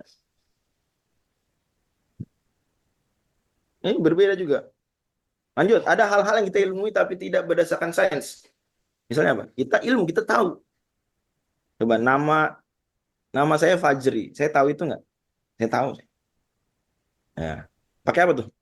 Apa pengetahuan saya tentang nama saya Fajri itu sesuai dengan fisika? Kan ini scientism itu ekstrim, nggak cuma empirisisme dia. Lebih lagi dia membatasi saintifik, dan saintifik dia sempit maknanya. Satu ilmu, padahal itu tadi udah dibantah. Ini udah usang sebenarnya. Pandangan saintisme itu usang. Tapi mungkin ada yang menganggap itu pandangan yang modern gitu ya, kekinian, padahal udah usang, obsolete. Mana coba jawab. Saya tahu nama saya itu berdasarkan standar-standar fisika, bisa nggak dibuktikan dengan standar? Bahwa nama saya Fajri. Hah? Atau nama Anda adalah? Enggak bisa. Tapi apa saya dibilang kalau gitu Anda nggak tahu nama Anda? Gimana nggak mungkin sih? Gimana nggak? Itu muka baroh. Ya, masa Anda nggak tahu nama Anda? Nah, karena nama Anda nggak bisa apa dibuktikan dengan standar fisika. Gitu. Matematika apa segala macam tadi. Nah, jelas ya. Ini ada hal-hal yang kita ilmui tidak diseri sains. Kita yakin, tapi yakin saya yakinnya. Gitu. Paham nih? Yang tadi. Lagi juga, sains tidak bisa membuktikan ketiadaan dari banyak hal yang diingkari penganut saintisme. Ini saintisme ada yang mengingkari Tuhan. Kenapa? Tuhan nggak bisa dibuktikan dengan sains. Pertanyaannya, Anda kan mengaku apa-apa buktikan dengan sains. Buktikan dengan sains. Oke. Buktikan dong ketiadaan Tuhan dengan sains. Buktikan ini. Buktikan ketiadaan Tuhan dengan sains. Baru ngomong Anda Tuhan nggak ada. Itu nggak semua saintisme ateis, tapi ada banyak saintisme itu ateis, menolak Tuhan nggak ada. Kita bilang ke dia, ini sebagai contoh aja ya. Nanti bisa dibawa ke seseorang yang mengingkari hal-hal lain gitu ya. Ada orang mengingkari Tuhan. Tanya dia, bisa nggak Anda buktikan klaim Anda tadi dengan sains? Ya, buat Tuhan nggak ada. Nggak bisa. The best argument against God aja ya. Buku tuh. Itu ujung-ujungnya nggak, dia bilang kita paling-paling cuma nggak bisa memastikan Tuhan ada apa nggak ada gitu, tapi ada pun memastikan Tuhan nggak ada nggak sampai begitu. Itu udah buku, mungkin buku paling diandelin orang ateis ya, The Best Argument Against God, saya pernah baca. Nah gitu ya, jadi sains ini tidak bisa membuktikan ketiadaan apa dari banyak hal yang diingkari oleh sejumlah atau kalangan pengikut saintisme. Ini kalangan sah untuk sebagian ya, karena kan muhmal lah kalau di pelajaran mantik. Oke. Paham saintisme sini nggak bisa dibuktikan sains, bisa nggak? Apa paham saintisme? Yaitu pernyataan mereka yang benar cuma yang bisa dibuktikan dengan sains. Kebenaran pernyataan tersebut bisa nggak dibuktikan dengan sains? Bisa nggak? Aku diem nih, bisa nggak? Nggak bisa. Nggak bisa. Nggak bisa. Ini gimana? Makanya udah bener Graham Oppy ya, dia insaf, mending ya Graham Oppy tadi penulis The Best Argument Against God, ya ini nggak bisa Pak.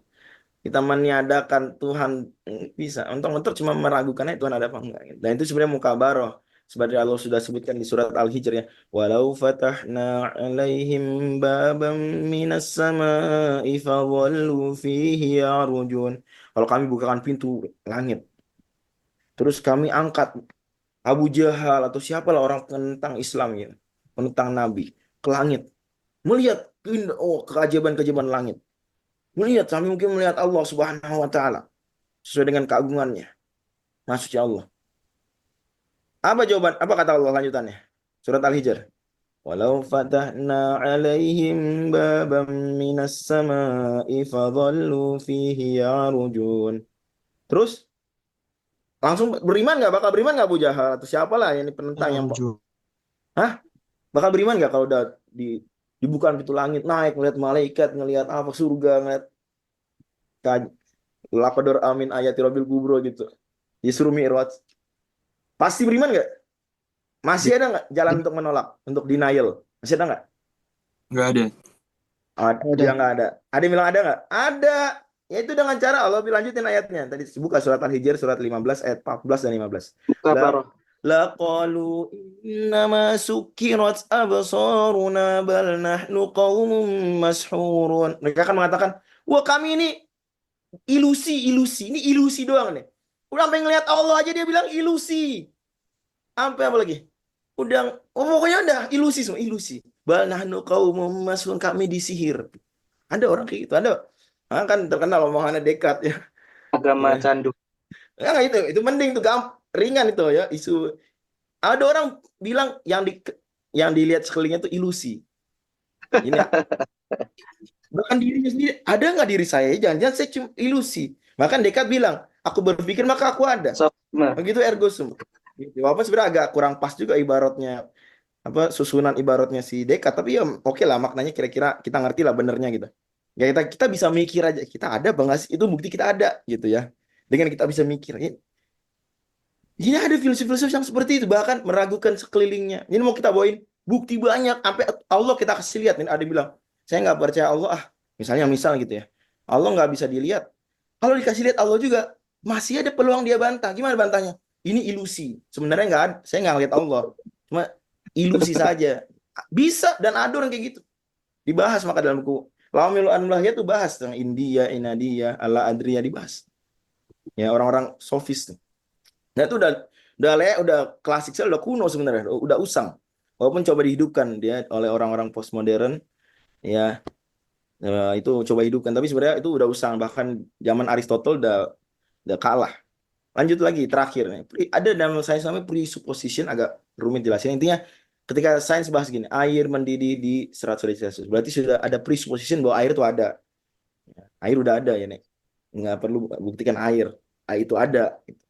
Ada. Sains itu nggak semuanya buktikan lagi. Karena tasalsul, benar ya. Kalau semua nih, misalnya A harus kita baru percaya kalau dibuktikan dengan B. B dibuktikan dengan C dibuktikan dengan D. Kalau nggak ada ujungnya, semua harus dibuktikan dengan dibuktikan. Maka infinite regress, mustahil berarti nggak ada yang kita ketahui kalau gitu. Tapi harus berhenti pada titiknya awaliyat, ini pengetahuan dasar. Ilmu pertama kita yang itu tadi Allah bilang, ketika kita tumbuh, wallahu akhrajakum min butuni ummatikum la ta'lamuna syai'a wa ja'alakum sama wal absar wal afida qul matashkurun, itu pengetahuan awaliyat. Mesti begitu pengetahuan kita semua bersumber. Nah, tapi Islam meskipun begitu, tetap aja Islam punya bukti lah untuk orang-orang empiricism, punya juga. Misalnya mushaf Quran. Mushaf Quran ada yang itu sejak zaman Nabi SAW sudah ditembak nih dengan tembakan radiokarbon ya. Akurasinya 95% oleh Oxford nih, bukan oleh Jamiatul Islam, Jamiah Islamiyah atau Al-Azhar ya. Diperkirakan dia ini nih dengan alat uji radiokarbon ya. Perkirakan tuh 56 sebelum Hijriyah, ini Nabi kira-kira awal-awal lahir atau belum lahir, sampai zaman Utsman perkiraannya. Let's say ini zaman Nabi atau let's say zaman Utsman lah. Oh itu udah tinggi sekali pembuktiannya. His ada sekarang, main aja ke Birmingham sana lihat ada his persis Qurannya ya gitu ya. Ini surat apa nih? Surat ini manuskrip Birmingham, surat apa ini? Surat apa ini? Toha ma anzal alaikal Qur'ana litashqa. Insyaallah ya, surat yang kita punya kenangan indah ya tentang masuk Islamnya Umar. Nah ini dia dari mana aku bisa punya, orang Birmingham dari mana? Apa juga hikmahnya ada di Birmingham. Mungkin kalau ada di Mekah, di Madinah, mungkin akan orang bilang ini mah dibikin-bikin aja sama orang Saudi nih. Enggak ya.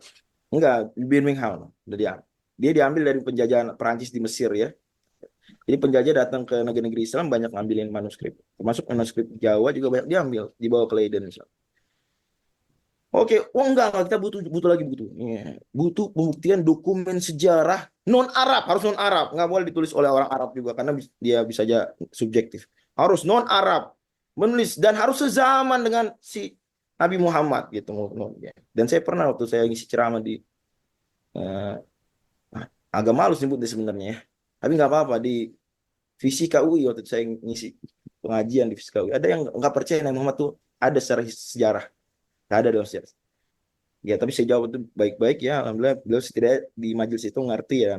Puas lah gitu ya. Tapi dan beliau argumennya nggak begitu mantap, cuma skeptis aja gitu ya. Bertanyakan mana buktinya gitu ya. Apalagi beliau argumennya malah cuma gara-gara Nabi Muhammad menghalalkan perbudakan, itu terlalu ya, nggak kuat lah itu argumen seperti itu, argumennya bukan argumen seperti itu.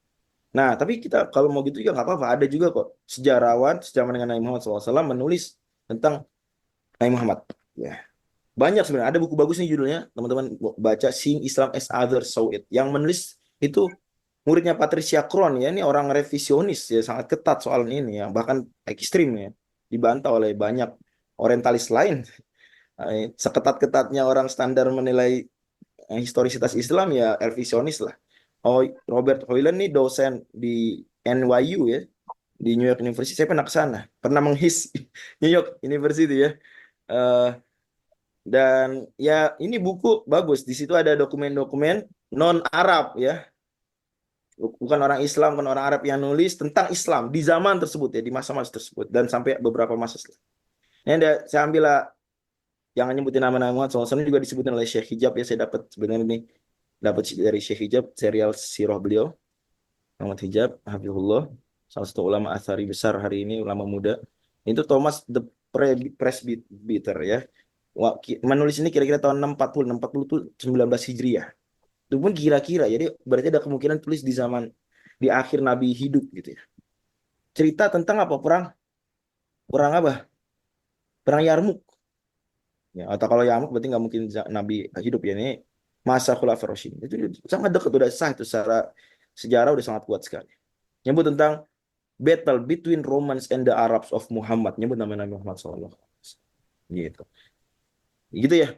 Jadi kepikir, oh iya apa ya hikmahnya Nabi Muhammad SAW jihad melawan non-Arab? Apa hikmahnya? Melawan peradaban besar, bahkan langsung melawan Romawi. Apa hikmahnya? Sahabat juga awal-awal langsung melawan Persia, langsung Romawi. Nggak nanti-nanti gitu dulu.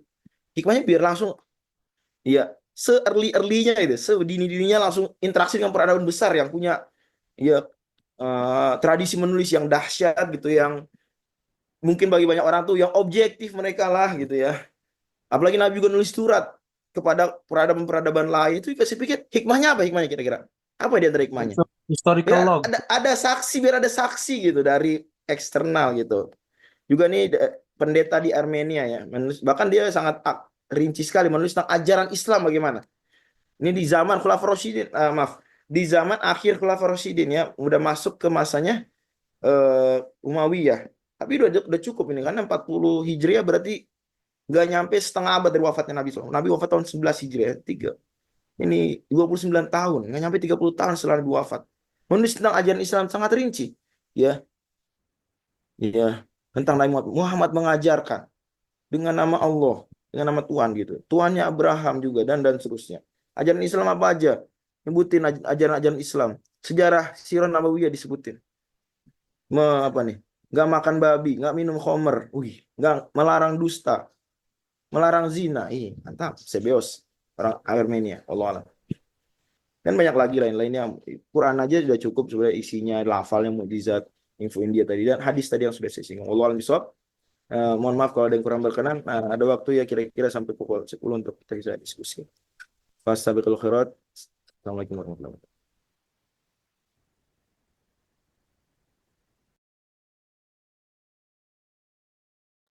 Jazakumullah khairan, Ustaz Fajri.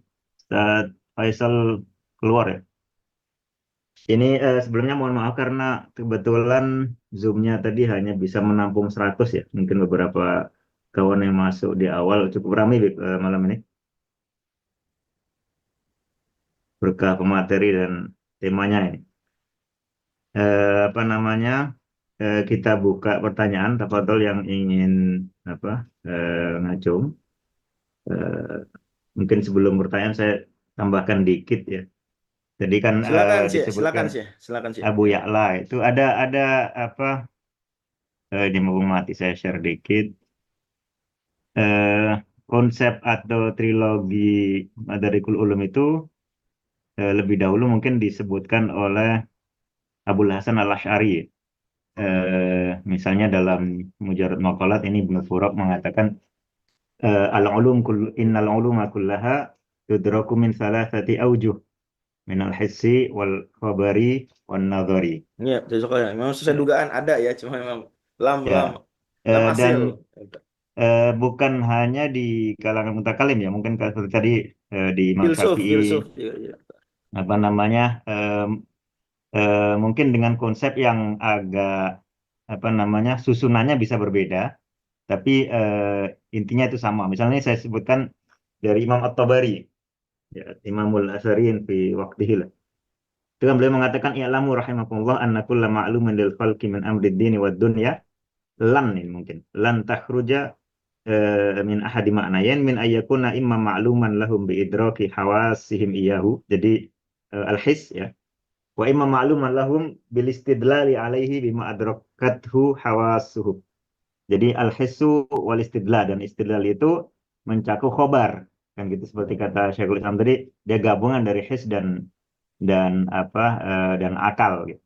Nah, di sini terlihat juga bahwa khobar itu penggabungan antara istidlal dengan hawas. Mungkin itu sekedar apa tambahan. Tafadhol. Ini sudah Ya, ada beberapa yang jazakallah khairan sih. Ya, itu memang sangat dinantikan. Saya jazakum. senang justru karena sengaja nyinggung tadi ya. Ya. Ya, saya Kalau yakin. kalau nggak Soalnya saya- didiskusikan juga nggak nyari. Ya. Saya soalnya gini Syekhuna, saya yakin nih kayaknya nggak mungkin Al-Qadi duluan nih secara eksplisit gitu. Saya Ya. cari di Al-Baqilani, Al-Qadil Baqilani, beliau nggak tiga gitu ya. Ada nyebut cuma nggak tiga gitu. Setidaknya saya belum dapat lah mungkin kitab-kitab lain-lainnya maksudnya.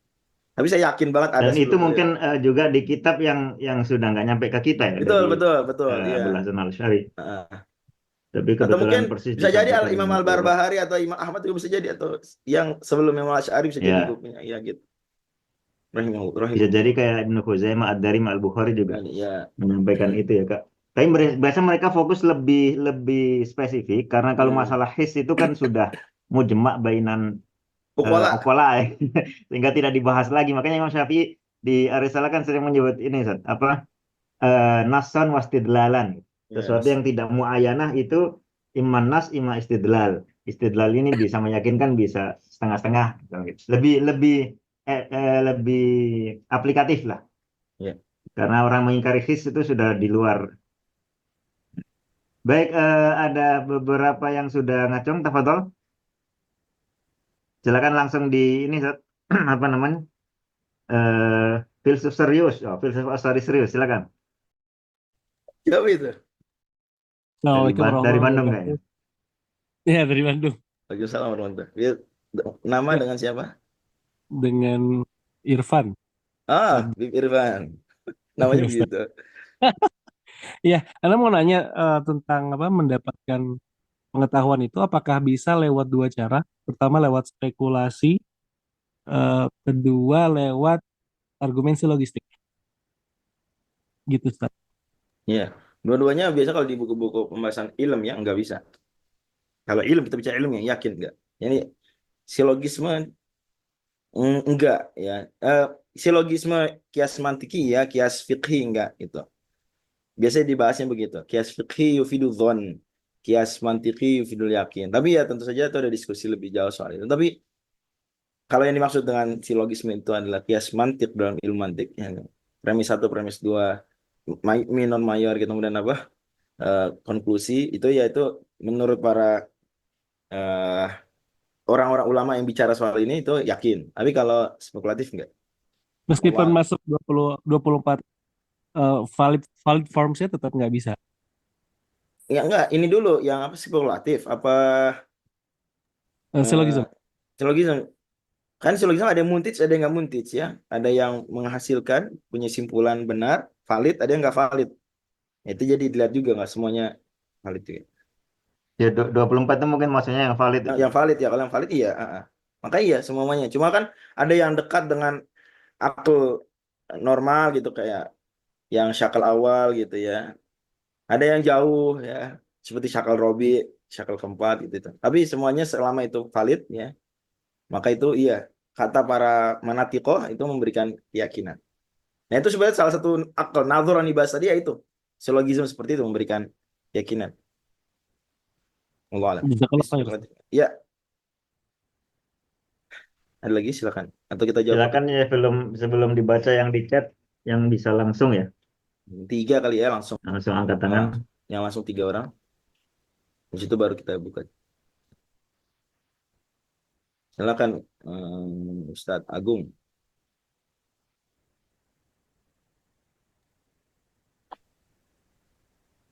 Silakan Ustaz. Assalamualaikum Ustaz. Waalaikumsalam warahmatullahi wabarakatuh. Ustaz, maaf, mau bertanya ini. Pembahasan tentang keilmiahan ini hadir setelah 3 generasi terbaik atau sebelumnya tuh memang sudah ada Ustaz gitu? Tadi saya sudah singgung ya, bahwa kita dapatkan pernyataan ya gini, yang ketika kita bahas, ini udah dibahas belum di generasi terdahulu? Itu dilihat dari 2 sisi ya, dari sisi apa memang pembahasan tersebut harus dibahas dulu baru kita boleh membahasnya, atau enggak semua yang enggak dibahas as-salaf kita nggak boleh bahas, enggak semua. Bahkan dalam pembahasan agama ya, Syekhul Islam sendiri ada istilah-istilah beliau yang beliau keluarkan, gunakan istilah tersebut nggak kita dapati secara teks di as-salaf, tapi as-salaf makna ucapan mereka itulah apa yang dimaksudkan oleh Syekhul Islam. Ulama-ulama lain begitu juga. Sama ketika kita bahas misalnya bahasa Arab ya, marfu mansub ya, kita mungkin nggak dapat secara eksplisit Umar bilang ini marfu atau mansub, tapi mereka makna ucapan mereka sesuai dengan nahwu. Mantik juga sama. Kita nggak dapati as-salaf misalnya membahas mantik secara eksplisit. Tapi apakah kita katakan mereka berpikir ngaco secara mantik? Enggak lah. Ini sudah mereka berpikir secara logis. Usul fiqh. Sahabat pakai usul fiqh nggak? Pakai. Tapi mungkin nggak pakai istilahnya aja. Tapi konsepnya ada. Maka ada penelitian-penelitian bagus mengumpulkan contoh-contoh Nabi menerapkan usul fiqh. Mencontohkan bagaimana berusul fiqh. Nabi. Jadi Nabi Imam Syafi'i tugasnya membukukan, merapikan saja, tapi secara praktek, secara ilmu sudah ada, atau mungkin secara pengetahuan lah mungkin kita agak bedakan karena belum dirapihkan, sudah ada sejak sebelum Imam Syafi'i misalnya. Sama pembahasan ini. Jadi kalau kita maksudkan, dan nampaknya pembahasannya tidak harus as-salaf eksplisit mengatakan. Ya, Syekhul Islam saja dalam Darut Aql wa Naql membahas soalan, boleh nggak kita menafikan langsung laisa bijauhar wala bijismin terkait Allah Subhanahu wa taala, boleh atau enggak? Pendapat beliau sebagaimana sudah dikenal tawakuf, enggak ditolak, enggak ditetapkan, ya dilihat dulu maknanya bagaimana. Kalau benar maknanya oke, lafalnya tetap tawakuf, nah, itu enggak kita pakai karena bid'ah. Kalau salah maknanya ditolak, ya lafalnya juga udah ditolak, enggak dipakai dari awal. Tapi beliau ujung-ujungnya bilang bahwasanya ini masalah fiqhiyah, karena masalah boleh enggaknya lafal. Masalah fikih, bukan masalah aqwaidiyah. Masalah aqwaidiyah sudah selesai karena terkait dengan substansi. Sama di sini, kalau ada yang bilang nggak boleh pembahasan seperti ini, nggak apa-apa, tapi tetap nggak bolehnya pun nggak boleh fikih, bukan nggak boleh aqwaidi. Begitu ya, Ustaz Agung. Baik Ustaz. Mohon Saya ada penjelasannya. Ya. Mungkin satu lagi yang langsung. Silakan yang ingin bertanya langsung. Mungkin sedikit menambahkan ya, Silakan. hal-hal semacam itu sering ada di Al-Quran ya, dan di perdebatan mungkin antara Rasulullah dan para sahabat dengan kaum kafirin gitu. Ya misalnya dalam Ahqaf itu kan ya, Qul ara'aytum ma tad'una min dunillahi, hujjahnya kan diminta itu pertama, aruni madza khalaqu minal ardi am lahum syirkun fis samawat. Minta musyahadah gitu. Dalil yang empiris. His ya. Ya, kalau tidak, utuni bi kitabin min qabli hadza. Jadi informasi. Khobar. Au atharatin min ilm. Ya, in kuntum shodiqin. Nah, kalau mereka benar, itu mereka pasti punya imma bukti empiris, imma bukti informatif gitu. Iya. Terus diminta juga untuk bernalar ya. Waman adallu mimma yad'u min dunillahi man la yastajibu lahu ila yaumil qiyamah. Wa hum an du'aim ghafilun. Masyaallah. Kan disuruh nazar gitu. Masya Allah. Ya itu tadi sudah saya sebut juga ya, Imam Syafi'i punya kata-kata yang kita bisa simpulkan dari situ. Imam At-Tabari, ya kemudian di ayat Quran beberapa ayat tadi saya sebutkan 2 ayat ya. Ya itulah tugas apa? Ulama ya begitu, nggak selalu membatasi diri pada apa yang secara eksplisit dikatakan oleh Al-Quran, Sunnah atau As-Salaf. Tentu ya kita berhati-hati ketika tidak eksplisit dengan lafal itu digunakan As-Salaf ada dalam nas Quran dan Sunnah, mungkin kita lebih berhati-hati. Tapi apakah selalu nggak boleh? Itu isu lain. Hati-hati ya. Tapi ya selalu nggak boleh. Selalu bid'ah yang terlarang, itu isu lain. Silakan Ustaz Rizky. Nggih ngoten Yai, ini saya kan baru tahu informasinya, belum tahu ini baru gabung. Ini bahas apa ya? Mungkin bisa diberi kesimpulan dikit, nanti juga minta linknya, nanti ingin saya simak lagi dari awal biar enggak ketinggalan info. Terima kasih. Ya, sama-sama, Ya. sama-sama. Jadi kita bahas Banyuwangi, ini, Masya Allah. ya, Masya Allah. Dekat rumah Syekhuna berarti. Jadi kita bahas tadi Madarikul Ilm ini sarana sumber-sumber kita mendapatkan ilmu yang yakin sesuai dengan kenyataan itu ada 3 ya. Dalam bahasan akidah yaitu apa? Hisun, indra. Kita yakin indra, kita megang panas, yakin meyakini gitu ya. Atau kita melihat sahabat, melihat Rasul, mendengar Rasul, yakin. Melihat bulan dibelah, melihat air keluar dari tangan. Kemudian apa? Khobar. Ini nggak sebarang khobar. Sebenarnya nggak usah pakai sohi juga. Semuanya sohi ya. Harus indra yang salim, yang sehat, walafiat ya, nggak sakit. Akal yang sehat, normal gitu ya. Khobar ya. Khobarnya 2 diberi contoh. Khobar mutawatir dan khobar Nabi yang diberi mujizat. Karena ini meyakinkan. Kita dapat keyakinan dari situ. Ilmiah begitu. Begitu dengan akal. Jadi dari 3 ini, kalau suatu pengetahuan, kita bicara misalnya akidah, didapat dari 3 ini, maka itu pengetahuannya ilmiah. Informasinya ilmiah. Ya. Nanti di akhir akan saya beri simpulan lagi. Oke. Sudah Mungkin mulai yang di chat yang di chat dijawabin. sana. Ya. Jadi mungkin siapa bisa bantu.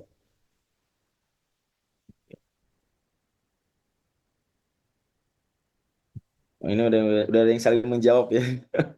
Nggak apa-apa. Terima kasih kalau ada yang menjawab pertanyaan temannya ya. Ada pertanyaan dari Ustadz Amir. Saya belum lama ketemu Ustadz Amir di Boyolali. Wassalamualaikum. Intinya seperti al-sunnah ada berapa dan apa saja 5? Tadi sudah disebutkan. Seperti yang biasa kita ketahui. Istilahnya hawas dhahirah, indra yang nampak. Kemudian ada empirisme tidak tolak mutlak. Ya tadi sudah saya jawab. Pertanyaan Ustadz Rizky. Ya. Barakallahu fiik, betul. Karena paham abstraktisme di otak. Saya nggak tahu tadi munasabahnya apa, Ustadz Rizky nanya begitu.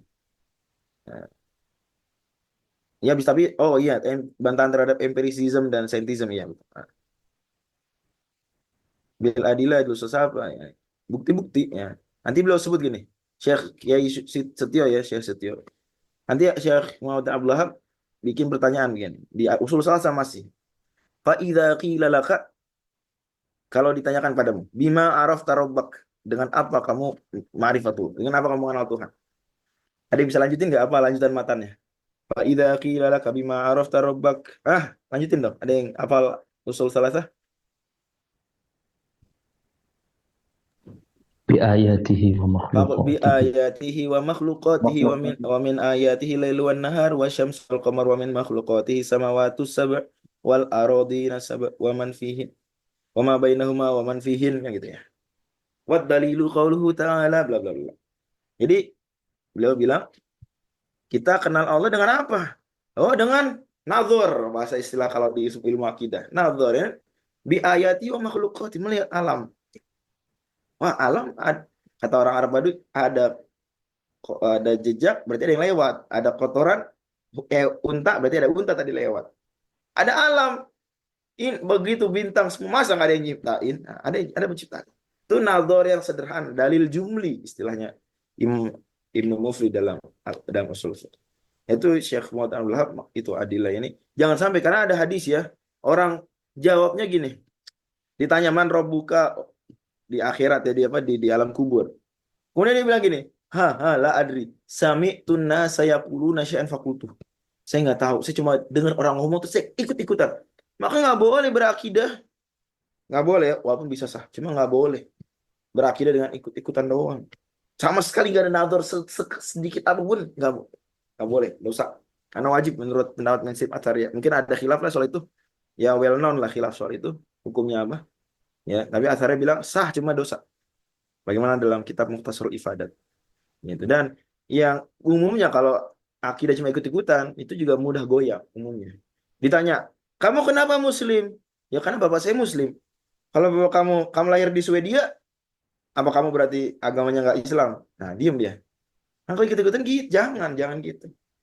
Ya, kalau harus kita bisa jawab, kenapa Anda Muslim? Iya, kenapa Muslim? Jangan karena bapak saya. Enggak, karena Islam agama yang benar. Mungkin bisa dilanjutin tanya, apa bukti Islam agama yang benar? Kita punya jawaban lah. Selama apapun jawaban kita tapi punya jawaban. Kita nggak cuma katanya ikut-ikutan. Maka di Quran banyak celaan terhadap taklid, itu celaan terbesar itu taklid dalam apa? Dalam akidah. Bahkan banyak yang membatasi taklid yang dicela di Quran, taklid akidah. Gitu ya. Karena ketika bicara Anda bicara akidah. Oh ya gitu ya. Allah misal. Itu Kiai Setio. Kiai Setio salah satu ulama muda. Berikan berkah buat beliau. Psikologi dilibatkan saya satu manero. Betul. Betul sekali. Dia betul. Saudara Raditya betul ya. Apa mungkin keluar tadi ya. Standar ilmiah tiap bidang beda betul. Iya tadi. Ini apa yang ilmiah dalam sejarah bisa jadi nggak diterima, nggak dianggap ilmiah dalam fisika, nggak apa-apa. Tapi kita bicara akidah, ada standar ilmiah. Yang itu sudah tadi ya, kata-kata Madarikul Ulum, salah satu nggak cuma Asariyah, mungkin untuk penegasan saya sampaikan gitu ya. Tapi juga bisa kita dapatkan dalam buku-buku Asy'ariyah, dalam buku-buku Maturidiyah. Tadi Syekh Nidol sudah bawakan Imam Abu Hasan Asy'ari. Ya. Ibnu Furuq dalam Mujarrad Maqalat, berarti Asy'ari. Maturidiyah, bahkan mungkin saya sendiri ya, mungkin ada yang dengar nonton video cuplikan ya, Gus Wafi ya, Hafizahullah. Gus Wafi salah satu ulama muda Asy'ari di Indonesia.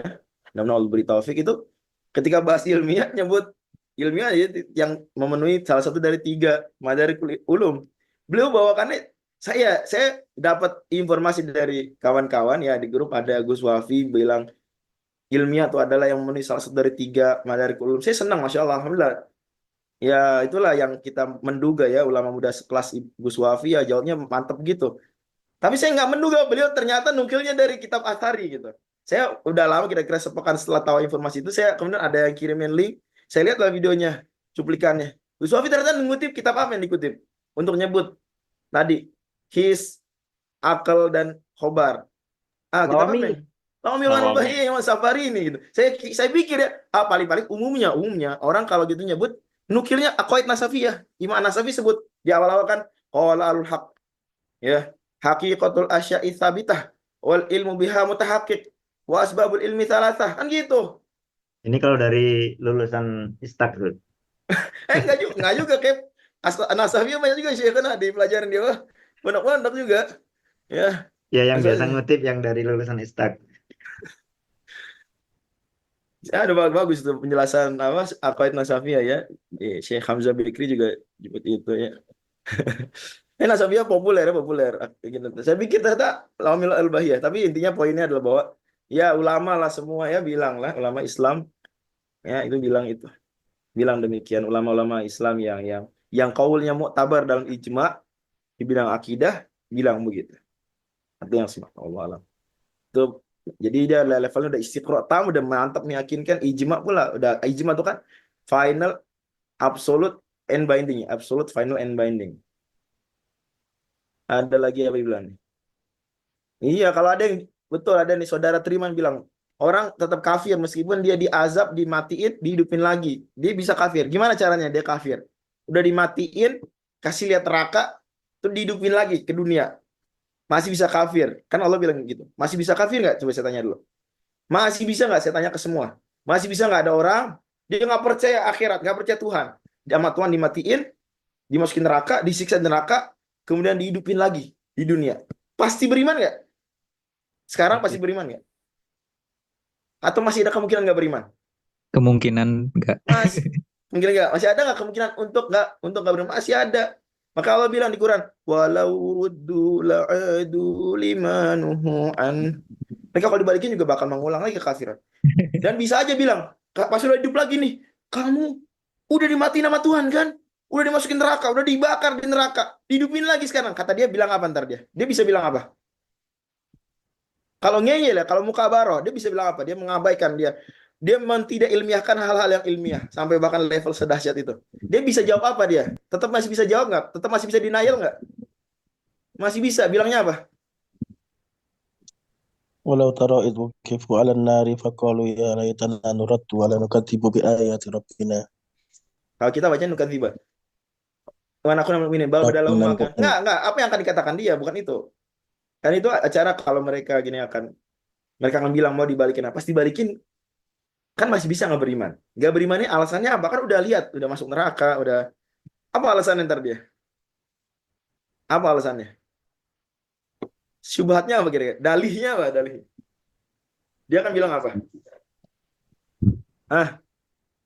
Dia akan bilang ilusi itu semua apa? Itu semua tadi apa? Kemarin itu ilusi. Saya dimatiin ilusi, saya masuk neraka ilusi, kebakar ilusi aja. Kayaknya sebenarnya semua itu nggak terjadi, cuma ilusi. Bisa kayak gitu, ada orang kayak gitu. Ya, makanya apa namanya cara menghadapi mukhalif nggak cuma dengan ihtijaj, ya, ihtijaj akli atau diskusi nggak juga. Ada berbagai level ya. Walau akidah. Benar, ada yang jawab. Pertanyaan mana lagi yang belum saya jawab ya? Ada yang nanya apakah fulan adalah ulama ya? Saya dengar beberapa kali beliau mendeskripsikan Taimiyah, orang yang sama itu berkali-kali memuji Syekhul Islam, berkali-kali mempromosikan Syekhul Islam dalam debat-debat lawan ateis, beliau bawakan kalam Syekhul Islam. Ya, mungkin beberapa kali menjumpai. Oke, saya berarti anggap saudara yang bertanya itu berarti nonton langsung, nggak cuma dengar ya. Ya mungkin maksudnya mengkritik nggak apa-apa. Ibnu Taimiyah apa nabi bukan? Masih bisa dikritik nggak berarti? Masih bisa. Ulun yukhadhu min qawli wa yurad ila sahib hadzal qabr, kata Imam Malik. Jadi mungkin kita pahami maksudnya begitu. Tapi beliau orang yang sangat hormat sama Syekhul Islam. Beliau asari, beliau bilang sendiri. Ya. Hafizahullah. Apakah mutawatir dari menyampaikan? Oh, yang nggak harus. Mutawatir nggak harus masing-masing orangnya itu adil dan dobit, nggak harus. Ya, mutawatir udah jawazal kontor. Makanya sebagian ulama bilang mutawatir nggak masuk bahasan mustalah hadis. Ya, salah satu argumennya ya karena ya dia udah nggak dibahas di ilmu mustalah hadis, dia udah pasti dipercaya langsung. Itu bisa dilihat juga di muqaddimah apa tuh? Muqaddimah di bagian awal dari Nukhbatul Fikar ada. Ya, khabar imma la an yakuna lahu turukun bila adil muayyanin ya au ma hasan mafaqul itsnain au bihima au biwahid. Terus ifal awal mutawatir mufidul ilmi yaqini. Yang pertama mutawatir, udah yakin pasti. Wasani ahad. Waqad yaqau fi ma yufidu waqad yaqau fi ma yufidul ilmal nadhariyah bil qarini alal mukhtar.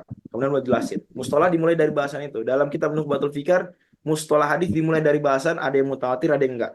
Yang mutawatir udah pasti benar, yakin. Yang enggak, kita bahas lah. Mustalah hadis jadi bahas yang enggak mutawatir sebetulnya. Mutawatir dibahas di awal aja dalam banyak buku hadis belakangan karena dia ya pada akhirnya hadis juga. Gitu ya. Tadi tidak disyaratkan harus dobit dan seterusnya. Nah, kalau ada yang bilang mitos, nah pertanyaan gini, kenapa kita nggak percaya misalnya mitos? Mitos itu memenuhi syarat nggak? Mutawatir dulu, pertanyakan apa benar-benar dari semua generasi itu orang banyak? Gitu tuh satu. Dua, apa benar dari circle terdekatnya tuh apa? Melihat langsung, mengindra langsung, itu kan pertanyaan-pertanyaan. Gitu ya. Gitu. Tapi sekali lagi, pun kita nggak bisa menafikan Sangkuriang sama sekali. Apalagi kalau cuma Sangkuriang ya, Sangkuriang kan lebih ringan ceritanya ya. Kalau King Arthur, wah, kita percaya lah, raja-raja klasik. Sangkuriang saya pikir, Syekhona kira-kira, Syekh Nidul mungkin bisa jawab. Ada masalah akidah nggak percaya Sangkuriang? Sangkuriang itu apa sih kan? Ya, Sangkuriang itu dikenal dengan legendanya, nggak terpisahkan. Orifabihi. Sangkuriang itu kisahnya, ini kalaupun dipercaya nggak nyampe membayangkan akidah kan sih? Ya, artinya tokoh Sangkuriang itu hanya dikenal karena ada cerita itu. Iya. Ya.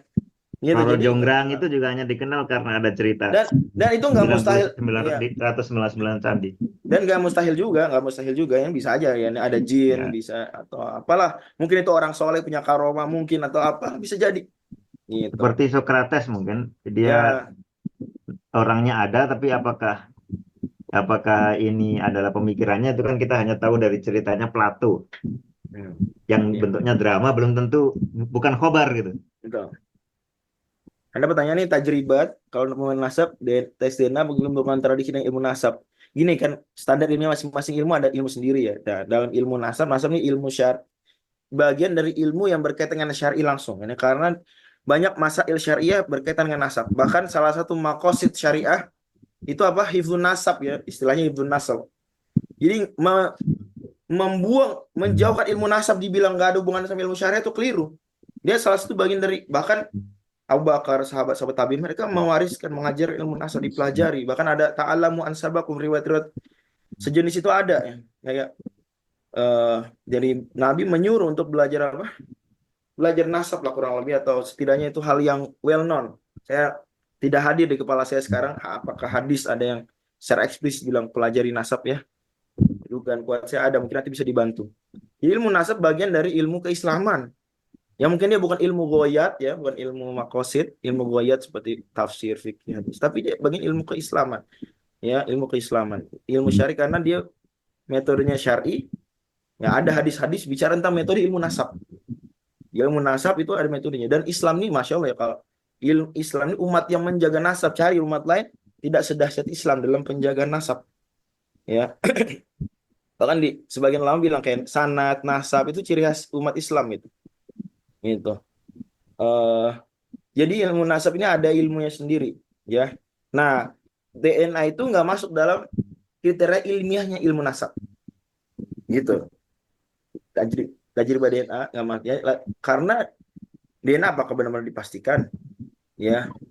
Seperti misalnya, dan DNA siapa yang dibandingkan? Dengan siapa DNA dibandingkan? Dengan sesama, dengan yang udah berhasil? Enggak, itu tetap aja masih membuka ruang keraguan. Kecuali langsung dites dengan DNA Rasulullah, nah, itu baru. Misalnya kalau kita bicara nasab Rasulullah SAW. Ya. Kalau masih tesnya dengan sesama, enggak lah. Gimana?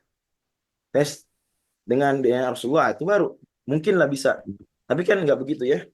Kenyataannya. Jadi ada pakar sendiri, ada bidang sendiri, ilmiah menurut ilmu nasab bagaimana. Dan DNA enggak termasuk. Bahkan bahkan waktu MK saja punya putusan tahun berapa tuh 2010 ya tentang DNA, MUI protes ya, karena nggak sesuai dengan ilmu nasab Islam yang begitu. Ini ada orang ya secaranya anaknya, tapi bisa nggak dia tidak dianggap anak secara syar'i? Bisa nggak? Anak biologis tapi bukan anak syar'i, bisa nggak? Bisa. Anak syar'i bukan anak biologis, bisa nggak? Sebaliknya, nuker. Bisa juga. Al-wadil firash wal airil hajar. Dan pembahasan nasab pembahasan syar'i. Gitu ya. Itu satu, dan juga dua ya, pada akhirnya ada juga informasi mutawatir, itu juga memberikan keyakinan. Nah, gini sekarang saya mau bilang, lebih meyakinkan mutawatir daripada banyak tulisan. Prasasti bisa aja yang raja ya, dia raja pembohong, raja apa korup gitu misalnya, dia bikin prasasti ya. Bahwasanya atas nama rakyat, atau dia nyuruh lah rakyatnya, sebagian rakyat dia suruh untuk nulis tentang dia yang bagus-bagus. Kemudian berlalu 10 abad ya, informasi mutawatir, masyarakat semua turun-temurun bahwasanya raja ini zalim.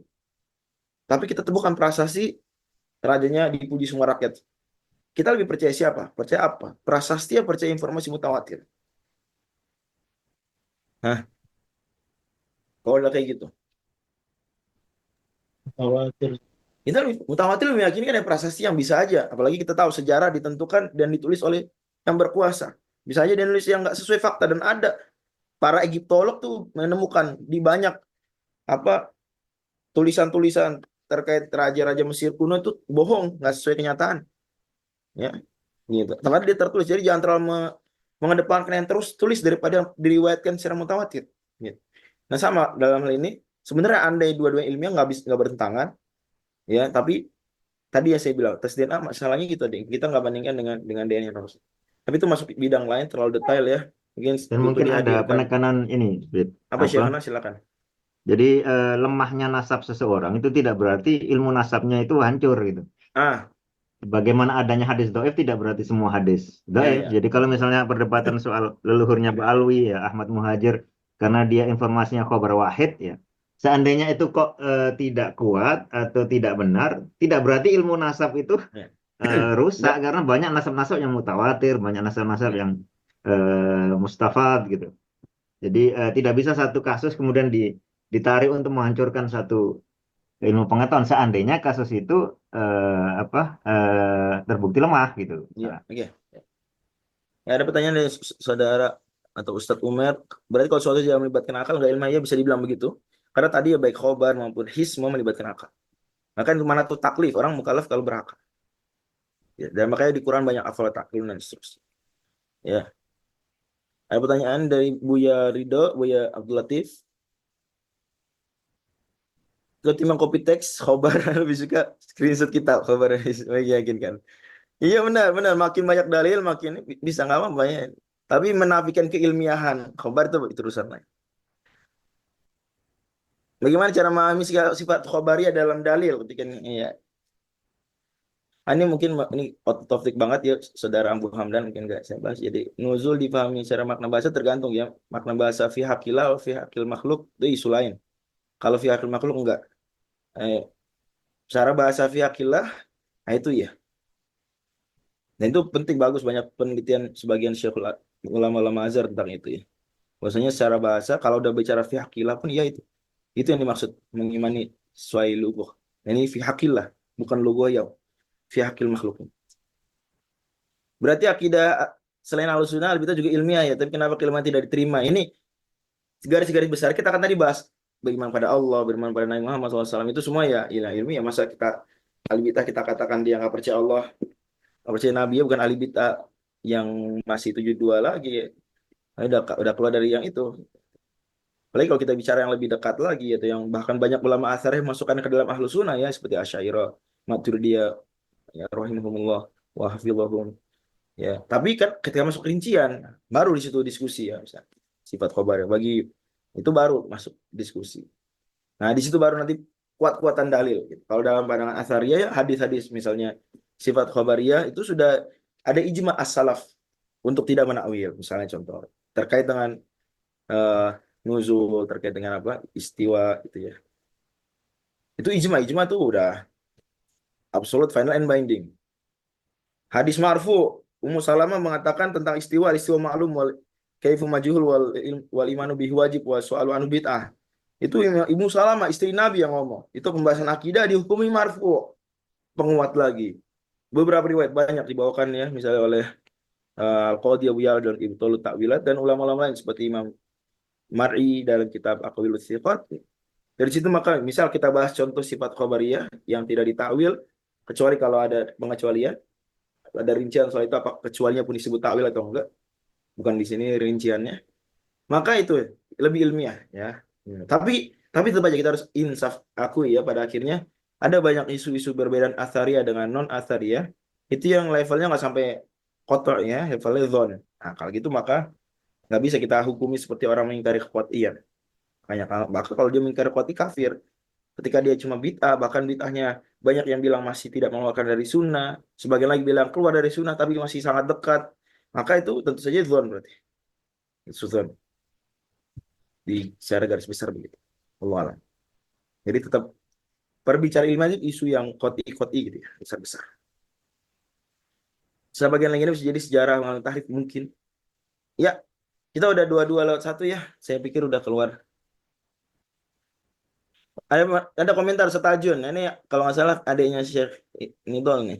Saya nggak bilang ketebusan MK terkait nasab, nggak. Saya cuma bilang ketika bicara tentang tes DNA, ulama MUI komentar, mengkritik. Ya, saya nggak mengatakan bahwa MK tentang nasab, mereka tentang nafkah, gitu. Tanggung jawab. Alhamdulillah begitu. Saya sendiri sudah waktu main ke MK saya tabayunkan lagi ya untuk mempertegas ke para yang ada di MK. Mereka bilang gitu, sebenarnya cuma terkait tanggung jawab. Memang begitu aneh. Alhamdulillah. Tapi ya tetap aja nggak selalu langsung diterima, nggak selalu diterima. MUI waktu itu mengkritik tahun 2010. Saya ingat sekali, hadir dalam ingatan saya. Allah bisawab. Zamannya Pak Mahfud ya. Iya. Oke. Allah bisawab. Ya, silakan Syekhana mungkin di. Silakan di closing statement. Oke. Jadi gini. Mungkin nggak semuanya masuk dari awal. Oke, jadi kita bahas nih akidah Islam ya, itu ilmiah. Dan bisa beri contoh bagaimana keilmiahan akidah Islam itu dari sudut pandang literatur asar ya, literatur salafiyah, Hanabilah, alul hadis. Ya. Dan simpulannya keilmiahan itu manakala dalam pembahasan akidah memenuhi satu dari 3 sumber ilmu, madarikul ulum. Sumber ilmu yang meyakinkan sesuai kenyataan, yaitu indera. Jadi kalau kita megang panas, wah panas, atau makan pedes, atau melihat warna merah, maka kita itu yakin, dapat keyakinan. Ya, his indra, kita percaya. Ya, sahabat melihat bulan terbelah, percaya. Nggak bisa kita kata, wah ini ilusi ya, itu gawat kalau indra saja sudah dibilang ilusi. Kita nggak menafikan adanya ilusi, tapi indra yang sehat nggak begitu. Kemudian ada akal, his indra akal. Akal ya kita seperti matematika, 5 tambah 5 10. Itu enggak kita indra, tapi kita dapat dari akal. Kita bahwasanya sebagian lebih kecil daripada seluruh akal. An-nakidon la yajtami'an wa la yartafi'an. 2 hal kontradiktif, benar-benar kontradiktif, maka nggak bisa ada dua-duanya berbarengan dan nggak ada dua-duanya berbarengan. Gitu. Dan seperti itu. Ya. Termasuk akal juga bahwasanya ya alam masih ada pencipta. Misalnya itu juga membuktikan akal masih ada pencipta.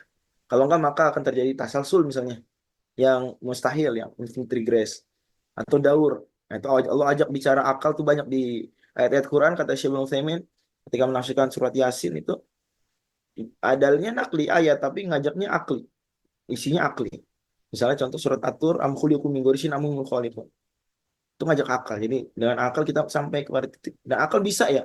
Mungkin saya pertegas, akal bisa mengetahui sebagian dari metafisik bisa. Contohnya tadi, angka itu metafisik bisa.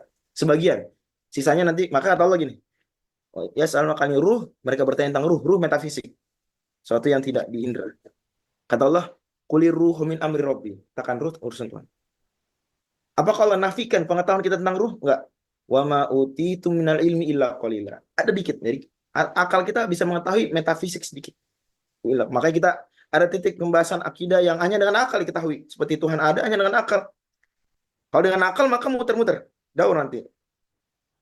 Silver reasoning. Misalnya contoh. Tapi ada pembahasan akal di situ istilahnya bingung. Nah, udah supra reason. Nah, itu supra rasio. Itu akal nggak memustahilkan, cuma bingung aja. Itulah yang kita taslimkan, serahkan pada Allah. Ya. Atau sebagian orang menggunakan istilah lain yang semakna. Kemudian yang ketiga adalah apa tadi? Informasi yang benar, ya, yang yakin misalnya mutawatir dan informasi dari Nabi yang diberi mukjizat ini juga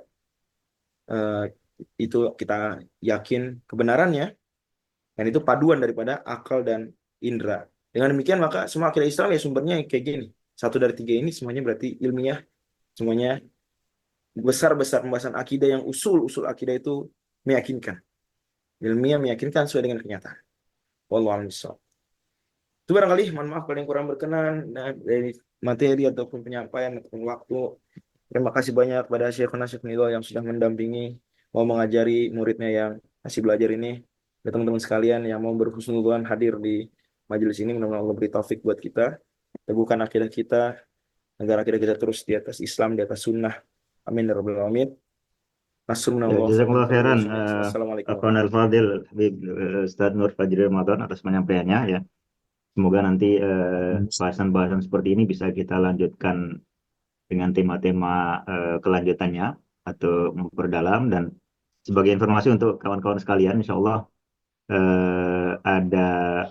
ada tema baru yang mencoba kita angkat di serial Manikan kita, yaitu pembahasan tentang agama-agama lain di luar Islam, mulai dari Yudaisme, Kristenisme, Hinduisme, dan yang lain-lain. Insya Allah nanti juga menghadirkan pemateri dari luar manajemen Ihkam. Jadi mungkin dalam bulan ini masih didominasi oleh asatidzah dari manajemen Ihkam. Insya Allah ke depan kita tambahkan lagi dengan beberapa tamu yang mengisi di kita, sambil juga kajian-kajian yang selama ini sudah diampu oleh para asatidzah Ihkam bisa dilanjutkan. Baik, itu kami ucapkan terima kasih banyak kepada semua asatidzah dan ikhwah serta peserta yang hadir pada kesempatan kali ini. Subhanakallahumma bihamdik asyhadu an la ilaha illa anta astaghfiruka wa atubu ilaik. Assalamualaikum warahmatullahi wabarakatuh. Waalaikumsalam warahmatullahi wabarakatuh. Jazakumullah khairan. dan semuanya. Jazakumullah khair. Assalamualaikum.